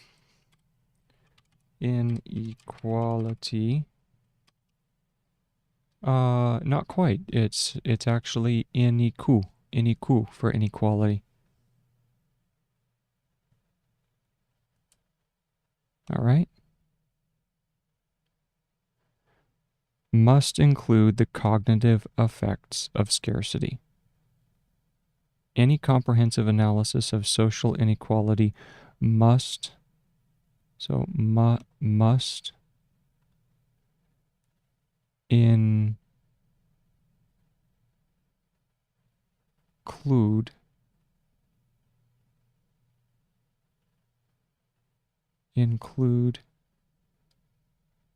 the cognitive effects of scarcity. The cognitive, so this is the cognitive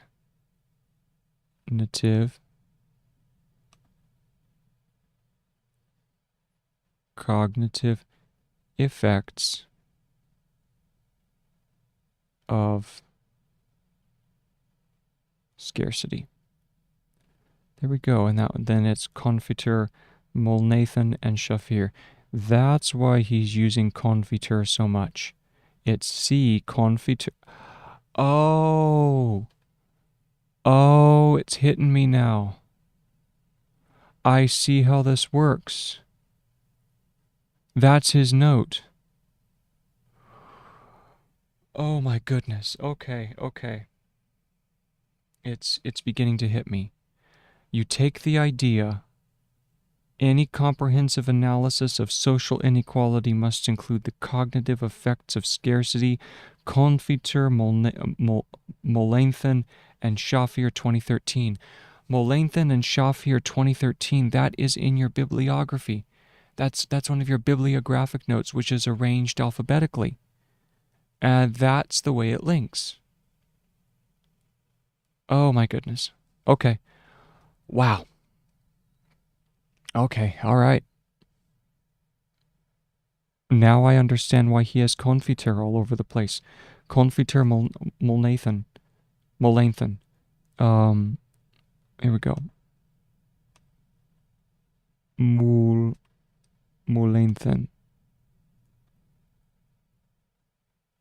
Molanethan. Then. Thn. And Shafir. Nope, curves around this, right? Shaf. Let's look up shaft. Yep, curves that way. Shafir. And I'm going to go ahead and give it an ER for Shafir. Okay? 2013.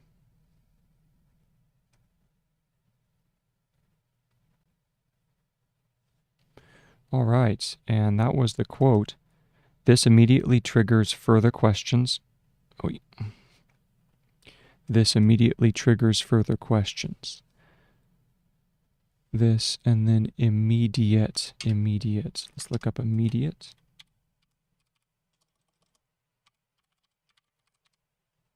And then immediately. So immediate and immediately are the same thing.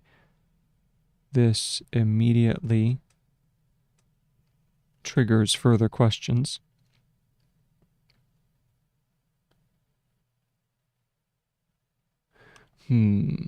Triggers. Is that TRG?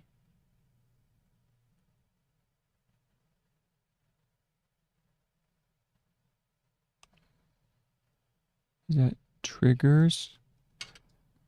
Let's look up trigger.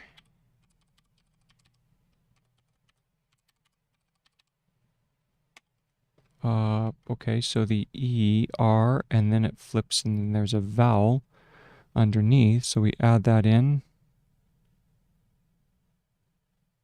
Triggers. This immediately triggers further questions. So we go further questions, comma, which I can discuss on following notes. Which I can discuss on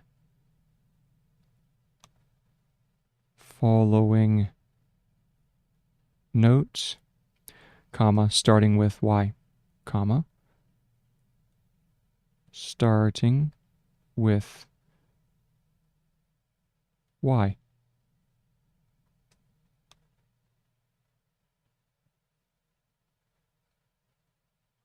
And there's the paragraph. Beautiful. All right. Very, very nice.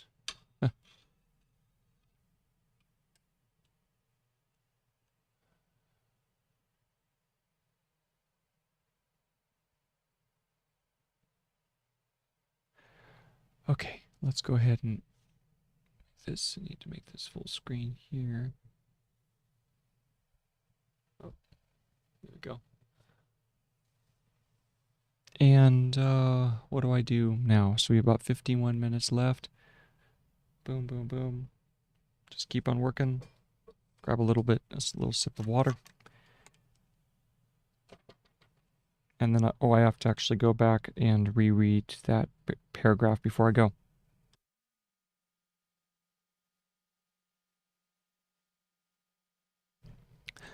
It is an interesting experience that as you go along, you can tell when your brain just starts to get really tired and it doesn't want to look at the forms anymore, and it doesn't want to think about what form you are supposed to use for translations. You just get super you feel like your brain's going through honey. But I know that at that moment, if you actually push through, and this is something that I learned from David Goggins, if you push through, and obviously you're not doing something to injure yourself, but if you push yourself into the areas that are really uncomfortable and where it's just tough, extremely tough to get something done, you are building mental models and you're exploring the forms in ways that a more positive outlook wouldn't necessarily have helped you with. It's the actual stress itself of working with the forms when your brain's exhausted that enables them to stick more effectively.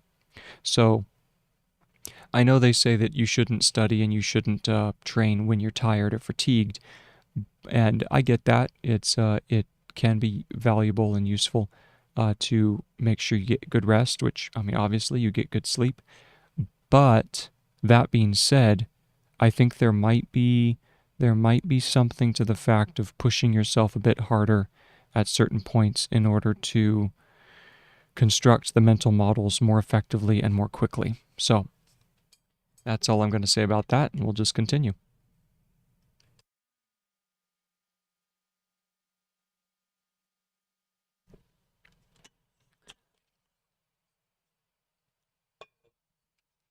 All right, so let's go ahead and go back over and read the paragraph. That was Melanchthon and Shafir. And I need to go ahead and put a little marker under his name. Melanchthon and Shafir. But for now, I need to jump back and look for this marker if I were right here. Speaking of himself, speaking of good old Sonke, here we go. If I were a psychologist, this book would interest me for completely different reasons than if I were a politician or a debt advisor, or if I had bought it out of personal reasons or personal interest. As someone with an, go ahead and make this more of an I. There we go. As someone with a sociological perspective, I on political questions and an interest in the project of a theory of society, my first note read plainly, any comprehensive analysis of society or of social inquiry, no, of social inequality must include the, and that's include? No, that's not include. I thought, okay, yeah, that's wrong. All right, must include the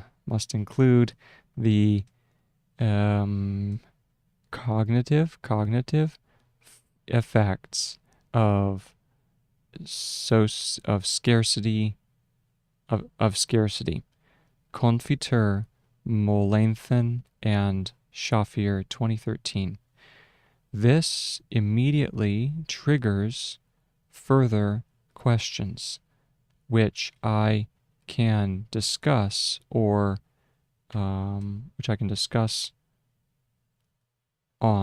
Let's make sure this is a little clearer. I can discuss on, there we go, on further notes, on following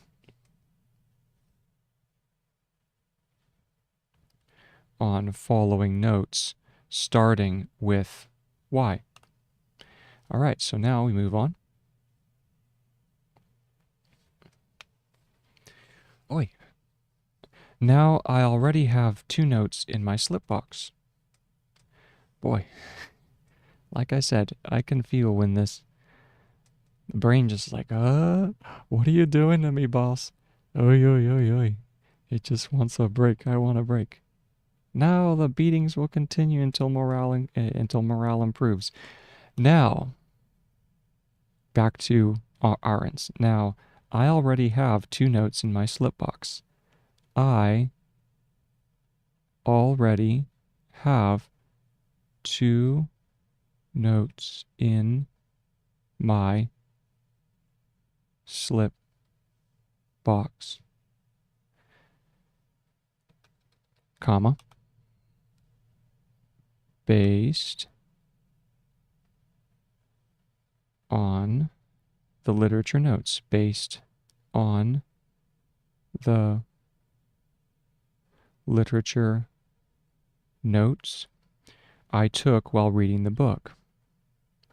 I took while reading the book, comma, but along the lines of my own thinking. But along the lines of my own thinking. One note states the relevance of the book. One note states the relevance, states the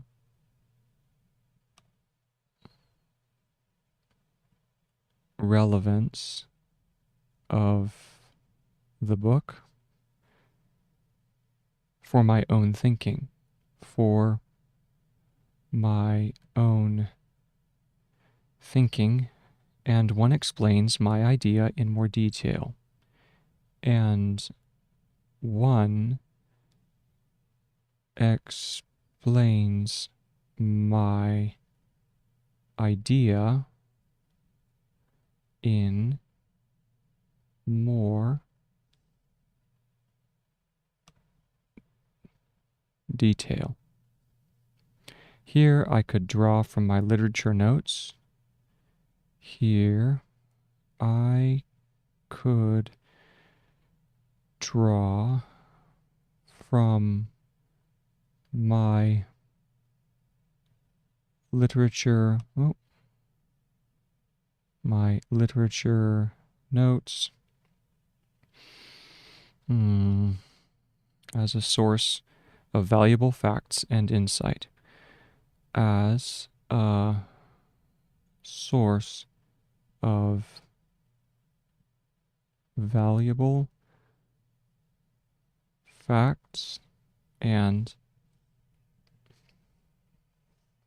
insight. He's using all the words that he's used before. This is really fun. That was like a stream of consciousness right there. I didn't have to look any word up. Oh, that was beautiful. Thank you, Sonke.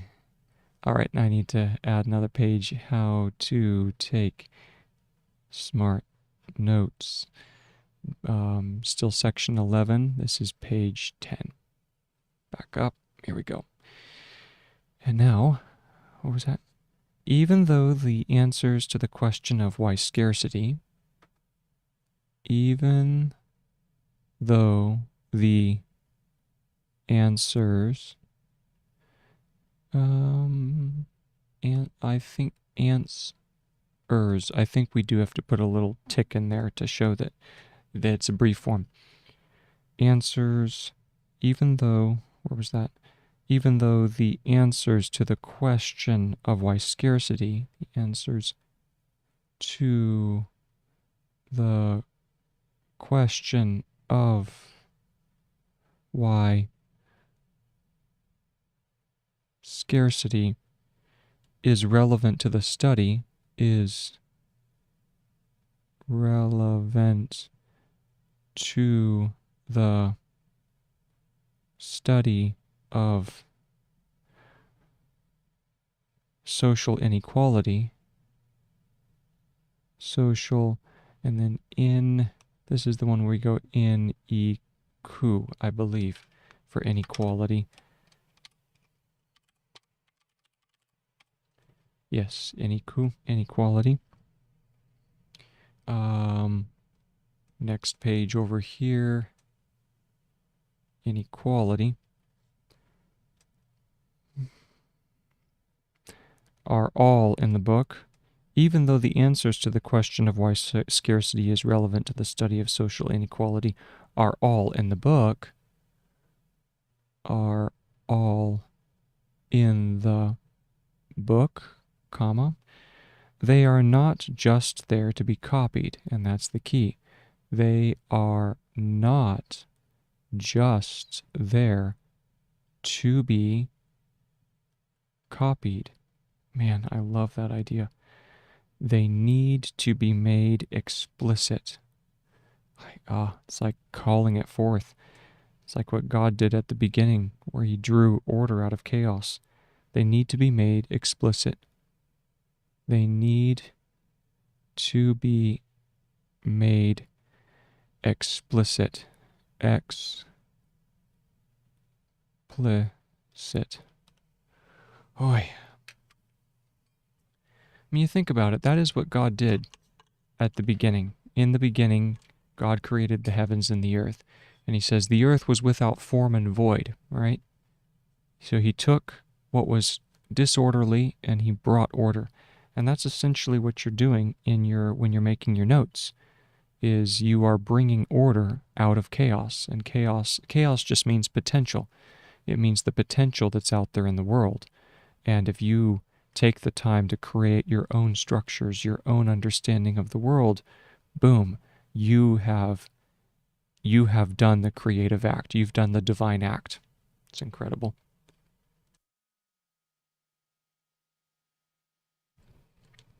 I'll get off my soapbox now and get back to work, though. Time for me to be quiet, and Sonke has to talk. I love that name, by the way, Sonke Ahrens. Okay, so we have explicitly. They are made explicit. That means, period. That means to think about how the insight is cognitive. That means to think, and that's underlined, about how the insight into cognitive effects, into cognitive effects of scarcity, of scarcity, affects the analysis of social inequality, affects the is that backwards? No, it's correct. Analysis of social inequality. Wow, that was a mouthful. Oh. All right, let's go back and reread that and then carry on. So where's our paragraph? Now I already have 2 notes. That's the portion I'm looking for. Now I already have 2 notes. Where are you, my friend? It's right after the question of why. They need to be made explicit. Now I already have 2 notes. Right after why. There it is. There it is. So let's go ahead and drop a paragraph marker. There we go. Here we go. Now I already circle this a little bit more. Now I already have 2 notes in my slipbox based on the little note. Yeah, based on the on the literature. Based on the literature note I took while reading the book. But along the lines of my own thinking. On one note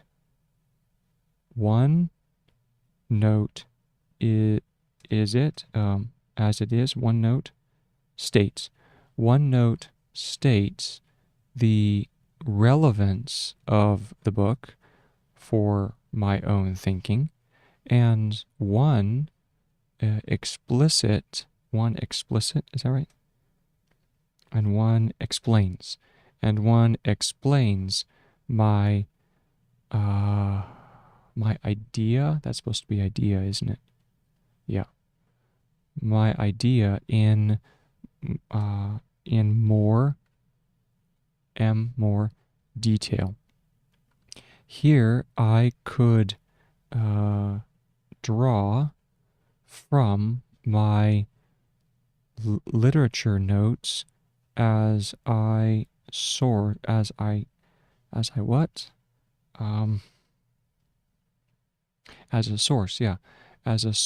of valuable facts and insight, even though the answers to the question of why scarcity is relevant to the study of social inequality are all in the book. They are not just there to be copied. They need to be made explicit. That means to think about how the insight into cognitive effects of scarcity affects the analysis of social inequality. I've got to read this again. That means to think that, where was it? That means to think about how the insight into cognitive effects of scarcity affects the analysis of social inequality. That is a really good thought. I like that. Now we'll move forward. While I am writing these notes,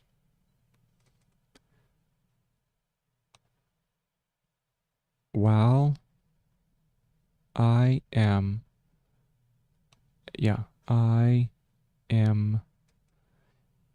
I'm blanking. Is M more? Those are both, that's just the M stroke, right? M. Yes, yeah. Like the I am. Yep, okay. While I am writing, here we go. Writing these notes in my slipbox, in my slipbox, based on, while I am writing these notes, I almost started doing the wrong section. While I am writing these notes, comma, it becomes obvious it becomes obvious that the answer to the question, that the answer to the question, why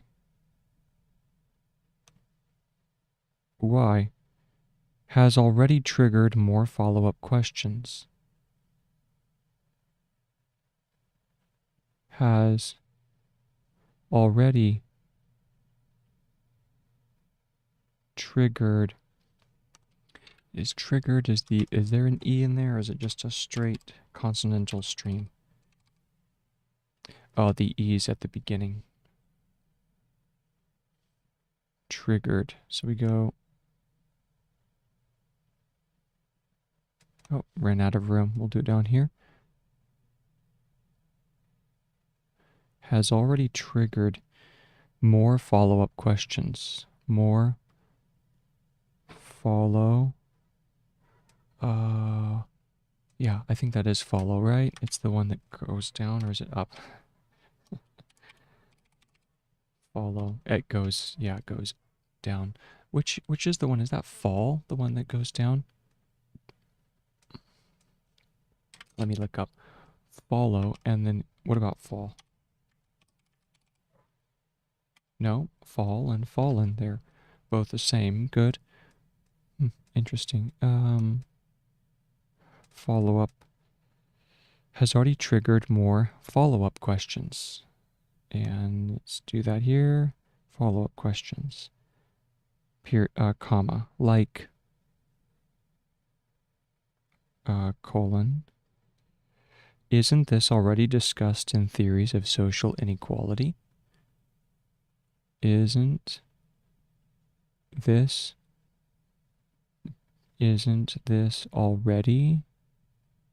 already discussed in theories of social inequality? If yes, and yes is the nice oblong shape, and then drop the tail. There you go. If yes, colon, who discussed it? Who discussed it? If not, why not? If not, comma, no, is it if not, colon? Why not? Question mark. And where do I turn to? And where do I turn to find answers to these questions? Where do I turn to find answers to these questions? Correct. I love how simple he is. Correct. The first choice for further inquiry. Yep, it all goes back to the slip box. It all goes.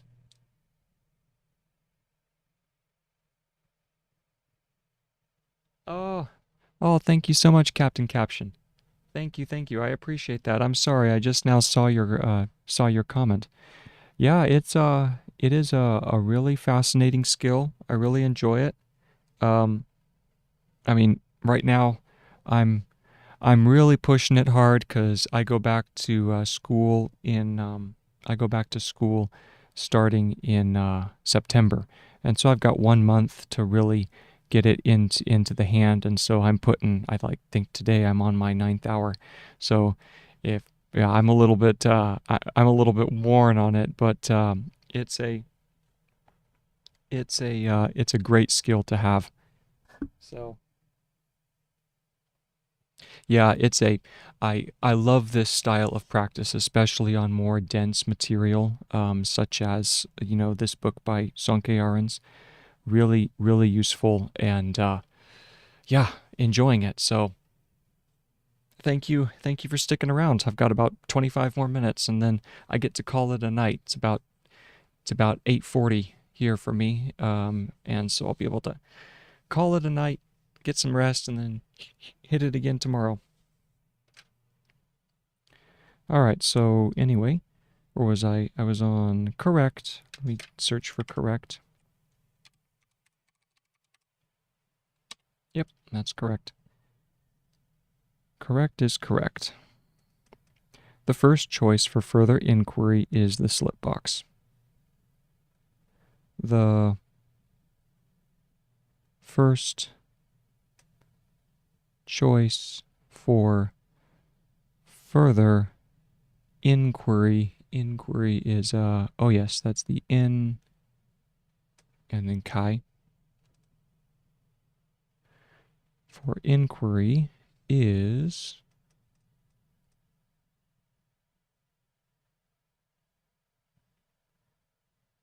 the slip box. Just zoom down here. Is the slip box. Period. Maybe there is already something on social inequality. Maybe there is something on social inequality that helps me to answer these questions.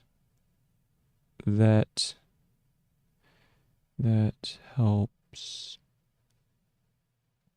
me to answer these questions, or at least an indication of where to look, or at least an indication.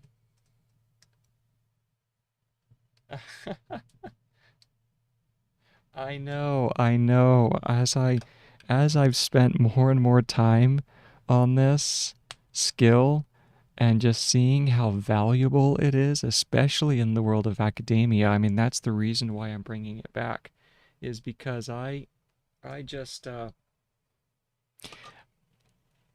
I truly believe, and at the very beginning of the stream, I always try to give the reason for why I'm doing Gregg. And granted, it is interesting and I enjoy it from a hobbyist standpoint, but I truly do believe that there's a basic set of academic skills that has been lost.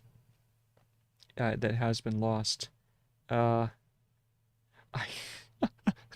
I, I appreciate it. I don't have as much time as I would like, but for this brief moment in my existence, I have that ability, and so it's a case of, all right, let's just grind. Let's just grind on this thing. And let me tell you, I am definitely seeing the benefits of putting in that level of practice. So yeah, I enjoy it, but um, as you can see, I mean, if you go back and look at some of my live streams from even like 2 weeks ago, I mean, don't. It's very, very painful. But if you go back and you look at some of the content from like 2 weeks ago, I think I started streaming then. Um, it is rough. It's really rough. And I have seen some incredible changes in my own ability to work with Gregg within even just the last 2 days or so.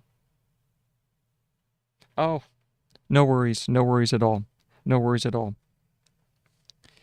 All right, so where was I? Maybe there is something on social inequality that helps me to answer these questions, or at least an indication of where to look. Where was that? Why not? Correct, the first choice. Maybe there is something already on social inequality. There is social inequality that helps me to answer these questions, or at least an indication of where to look. Had I jumped over a line? At least an indication. Yes, so I need to skip this here. Or at least an indication of where to look. Or there we go. Yeah, it was at least an indication. So that's going to be indication. We think of that as pretty sure that Gregg wants that to be in. Oh yes, I know this one. This is indicate. I think it's that. We go indication for indication. Let's take a look and see. And yep, that's correct. Good.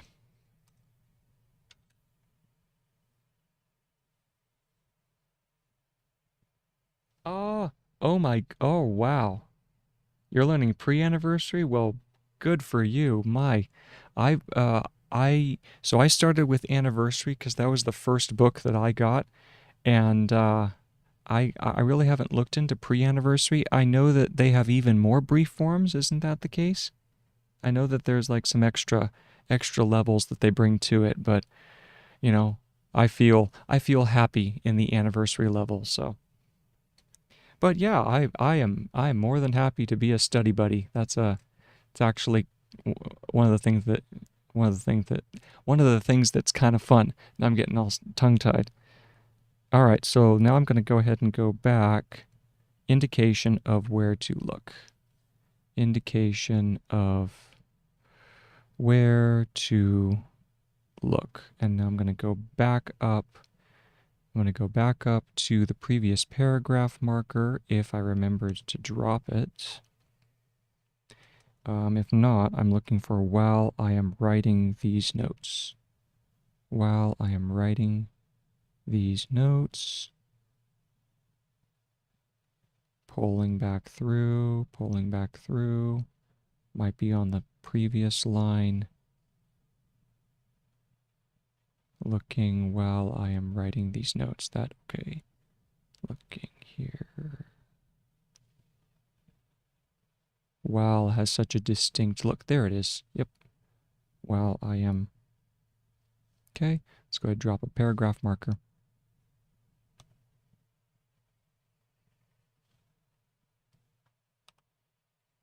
All right, so there's while. Now we can go ahead and start. Here we go. While I am writing these notes, it becomes obvious that the answer to the question why, as the question why, as already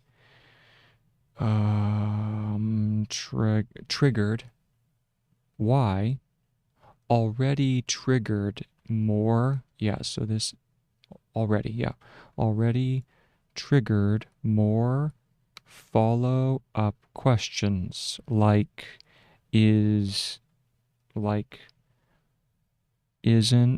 not this already discussed in theories of social inequality?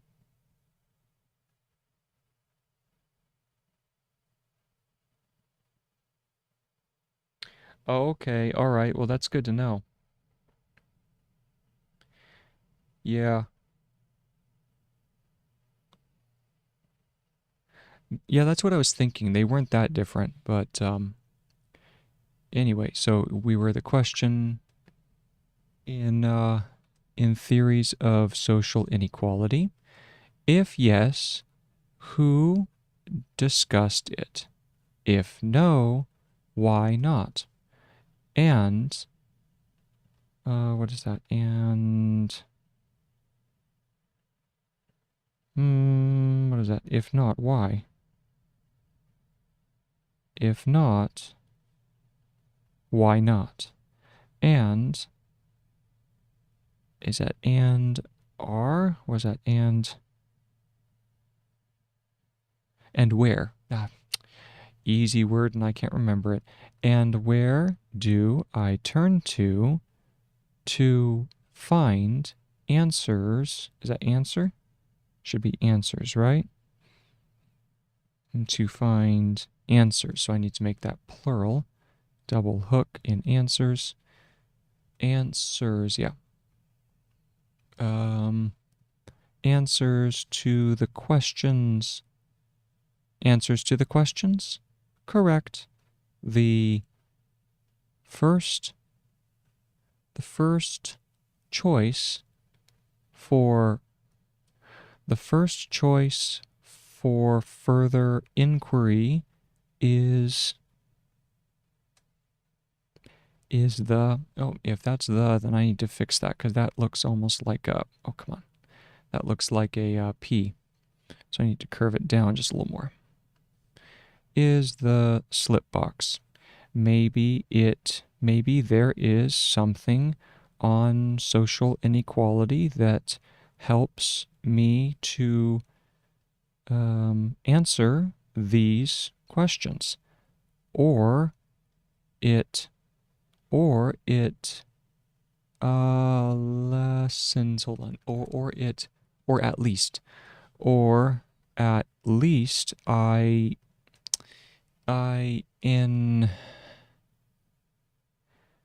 just did this one. An indication, or at least an indication of where to look. And my L, man, that L has got to be a little bit longer. There we go. All right, so there's that paragraph. Moving on to the next. I've got about 15 minutes left. Happy, happy, happy. It's a good session.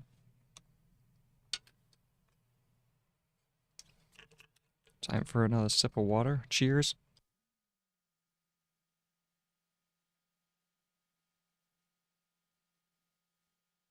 Okay.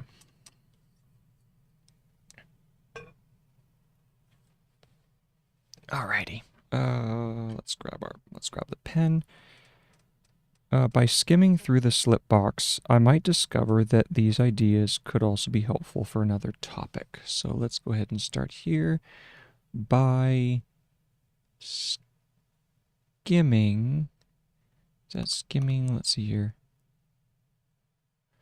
By skimming through the, and once again, TH has got to curve down a little more. By skimming through the slip box, comma, I might discover that these ideas, that would be a good phrase. I might, and then discov. Ooh. That's a blended consonant, isn't it? Yes, it goes discov. Yeah, there we go. I might discover. Right? Is that discover? Let's see here. Discov. Yeah, beautiful. All right, there's discover. I might discover that these ideas could also be helpful. That these ideas might or could also be helpful. Could also be helpful for another topic. For another topic. Haven't seen topic for a while. For another topic I haven't thought about. I have not thought about. I haven't thought about. I need to check. About is. Yep, that's what I thought. About is just AB. One example is the question of personal responsibility. One example is the question of person, and then does it do null? Because I know person is PRS curved back on itself, but is personal just the NL added? Nope. Oh, okay, person and personal are the same then. Yeah, person, personal. Sweet, okay. So get rid of the NL of personal responsibility. Now responsibility is responsive, response, and then ability. So is that just RSP and then disjointed B, correct? For responsibility? Oh, well, that would be responsivity. We need to, this is a B, disjointed B, not V. Let's check that.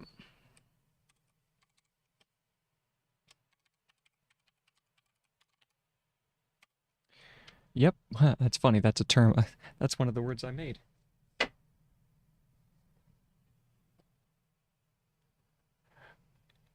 Yeah. Okay, okay.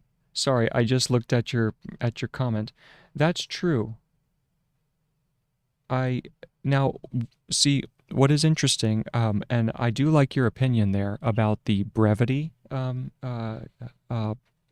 caption. I do like your idea that from brevity it is necessary to learn stenotype.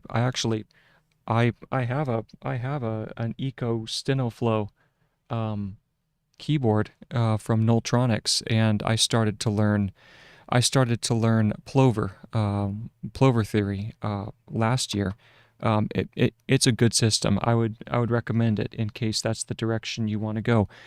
The reason why I'm sticking with shorthand is because I do believe that the science pertaining to the use of handwriting for cognitive benefits is sound. There's a lot of good evidence to show that using the hand for cognitive purposes is definitely a bonus. The only downside to that is the um, is that handwriting longhand is obviously, as you and I both know, is it's extremely difficult, and just like it's not worth it, honestly.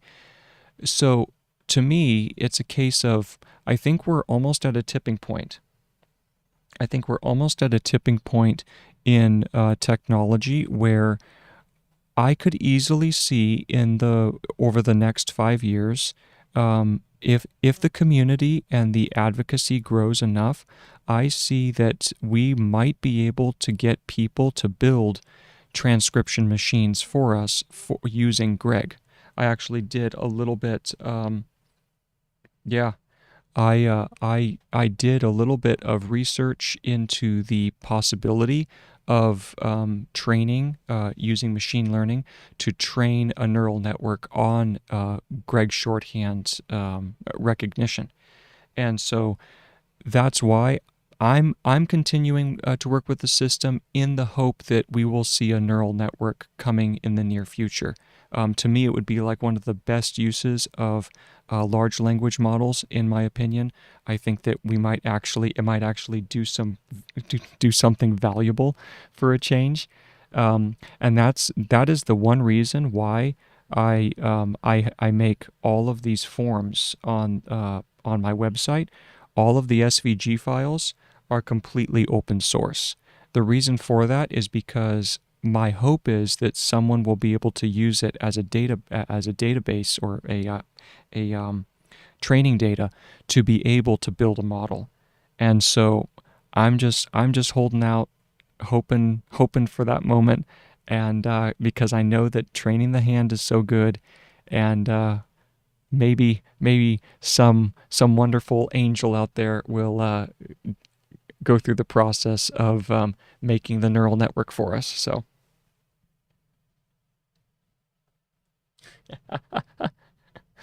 uh, yeah, I, I, I tell you, this website. So I built it. I built it yeah, back in was it May? No, it was June. I built it back in June, and the reason for that is because of I got so tired of the search feature on Google Drive, which is what I had been using for about a year, and I thought, okay, enough is enough.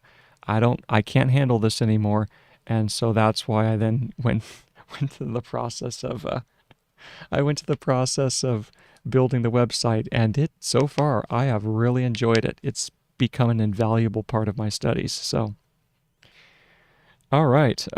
Well, maybe let's see. By skimming this, I got a little sidetracked, but boy, it was nice. It was nice to have a little break, and I appreciate having other people enjoy the process of shorthand. It's Yeah, it is it is a truly dead art. It's like Latin or it's like Greek, which is hilarious because when you think about it, people like it was just 60, 80 years ago, 60 years ago at least, where it was common knowledge. I have a great aunt who studied shorthand. In fact, I have two great aunts. They went to secretary school, and they were really proficient in shorthand. At least two or three of the ladies at my church, in their 80s, they know shorthand. In fact, it was hilarious. They were so excited when I started to show interest in shorthand. It was so cute. It was so cute to see them get just super excited like little girls that someone was learning a skill that they had mastered back in the day. You know, it was adorable. It almost brings me to tears thinking about it. There's one lady in particular. She actually had a speed of, I think she was over 100. She was over 120 words a minute. So she was up there. She was up there. And yeah, I'm not going to shoot for those speeds for sure. I would be happy if I could just get to 90 words a minute. I'd be fine with that. Yeah.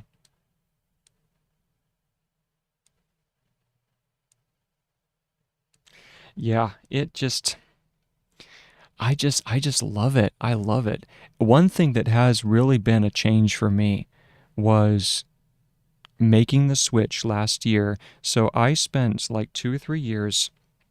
Hold on, I'm gonna pull up your chat over on this computer because I've got you over on a monitor here. But yeah, I've got 2 minutes left, so I'm just gonna call it for right now. But let me go over to YouTube. Let me go over to YouTube and pull up the chat. That way I can follow along with what you're saying. Um, but yeah, 60 to 90 is. I believe that Gregg is going to come back. I think that people are getting tired and weary of technology, just technology taking over. And there's this sense that, we want personal responsibility and we want to have that connectivity to our craft, to our art. And it's just a matter of we have to find that middle ground. We have to find the middle ground between technological advancement and good craft skill. And I think actually any of the shorthands, whether it's Pittman, T-Line, Gregg, there are like what 5 or 6 of the Indian shorthands. I know was it Faulkner is another one. I know the Germans have at least 2 or 3. Um, I think that people are going to see shorthand as that middle ground between technology and and use of your hand. So, like personally, I wouldn't mind if cursive and print go away. I wouldn't mind that. I would love it. Can you imagine if in school you were taught shorthand starting at like high school level? I mean, it's so funny. So much of people's ability and so much of people's the way that they think, even when they're texting, they're already halfway to shorthand anyway. It's it's so funny. Um, things like BRB, LOL. As I started to get into shorthand and realize the whole phrasing philosophy, I thought this is just this is just text speak. This is just internet text speak. And all it is you would have to train people to, there's 24 symbols, right? There's 24 symbols in Gregg, essentially, give or take a few. In fact, there's some more if you count consonantal changes and everything. But once you teach someone this group of 24 symbols, then you'd have all the whole internet way of communicating, of thinking, of contextualizing and everything. Exactly, OMG, exactly, I just got it. Sorry, I'm a little dense right now. I'm a little dense. I think my brain's fuzzy. But, uh, I mean, I just it just thrills me. And I have to be careful because I'm as I said, I'm going back into I'm going for my bachelor's in mathematics here in September. And so I have to be careful because in my exuberance and my enthusiasm for the art of of shorthand, I I would get sidetracked very easily. So anyway, well, that's it for me. That was my third hour. I'm gonna go ahead and call it a night. But I thank you so much, Captain Caption, for joining in, and good luck with your studies. Good luck with your studies of pre-anniversary, and I'm super thrilled to be able to have been able to provide something of value to you. Yeah, what's that? Exactly, exactly. More thought per second. I love that idea. That is such a good idea. Yeah. So good luck, and hopefully I'll see you. Hopefully I'll see you in the near future. But you take care, my friend. Bye bye.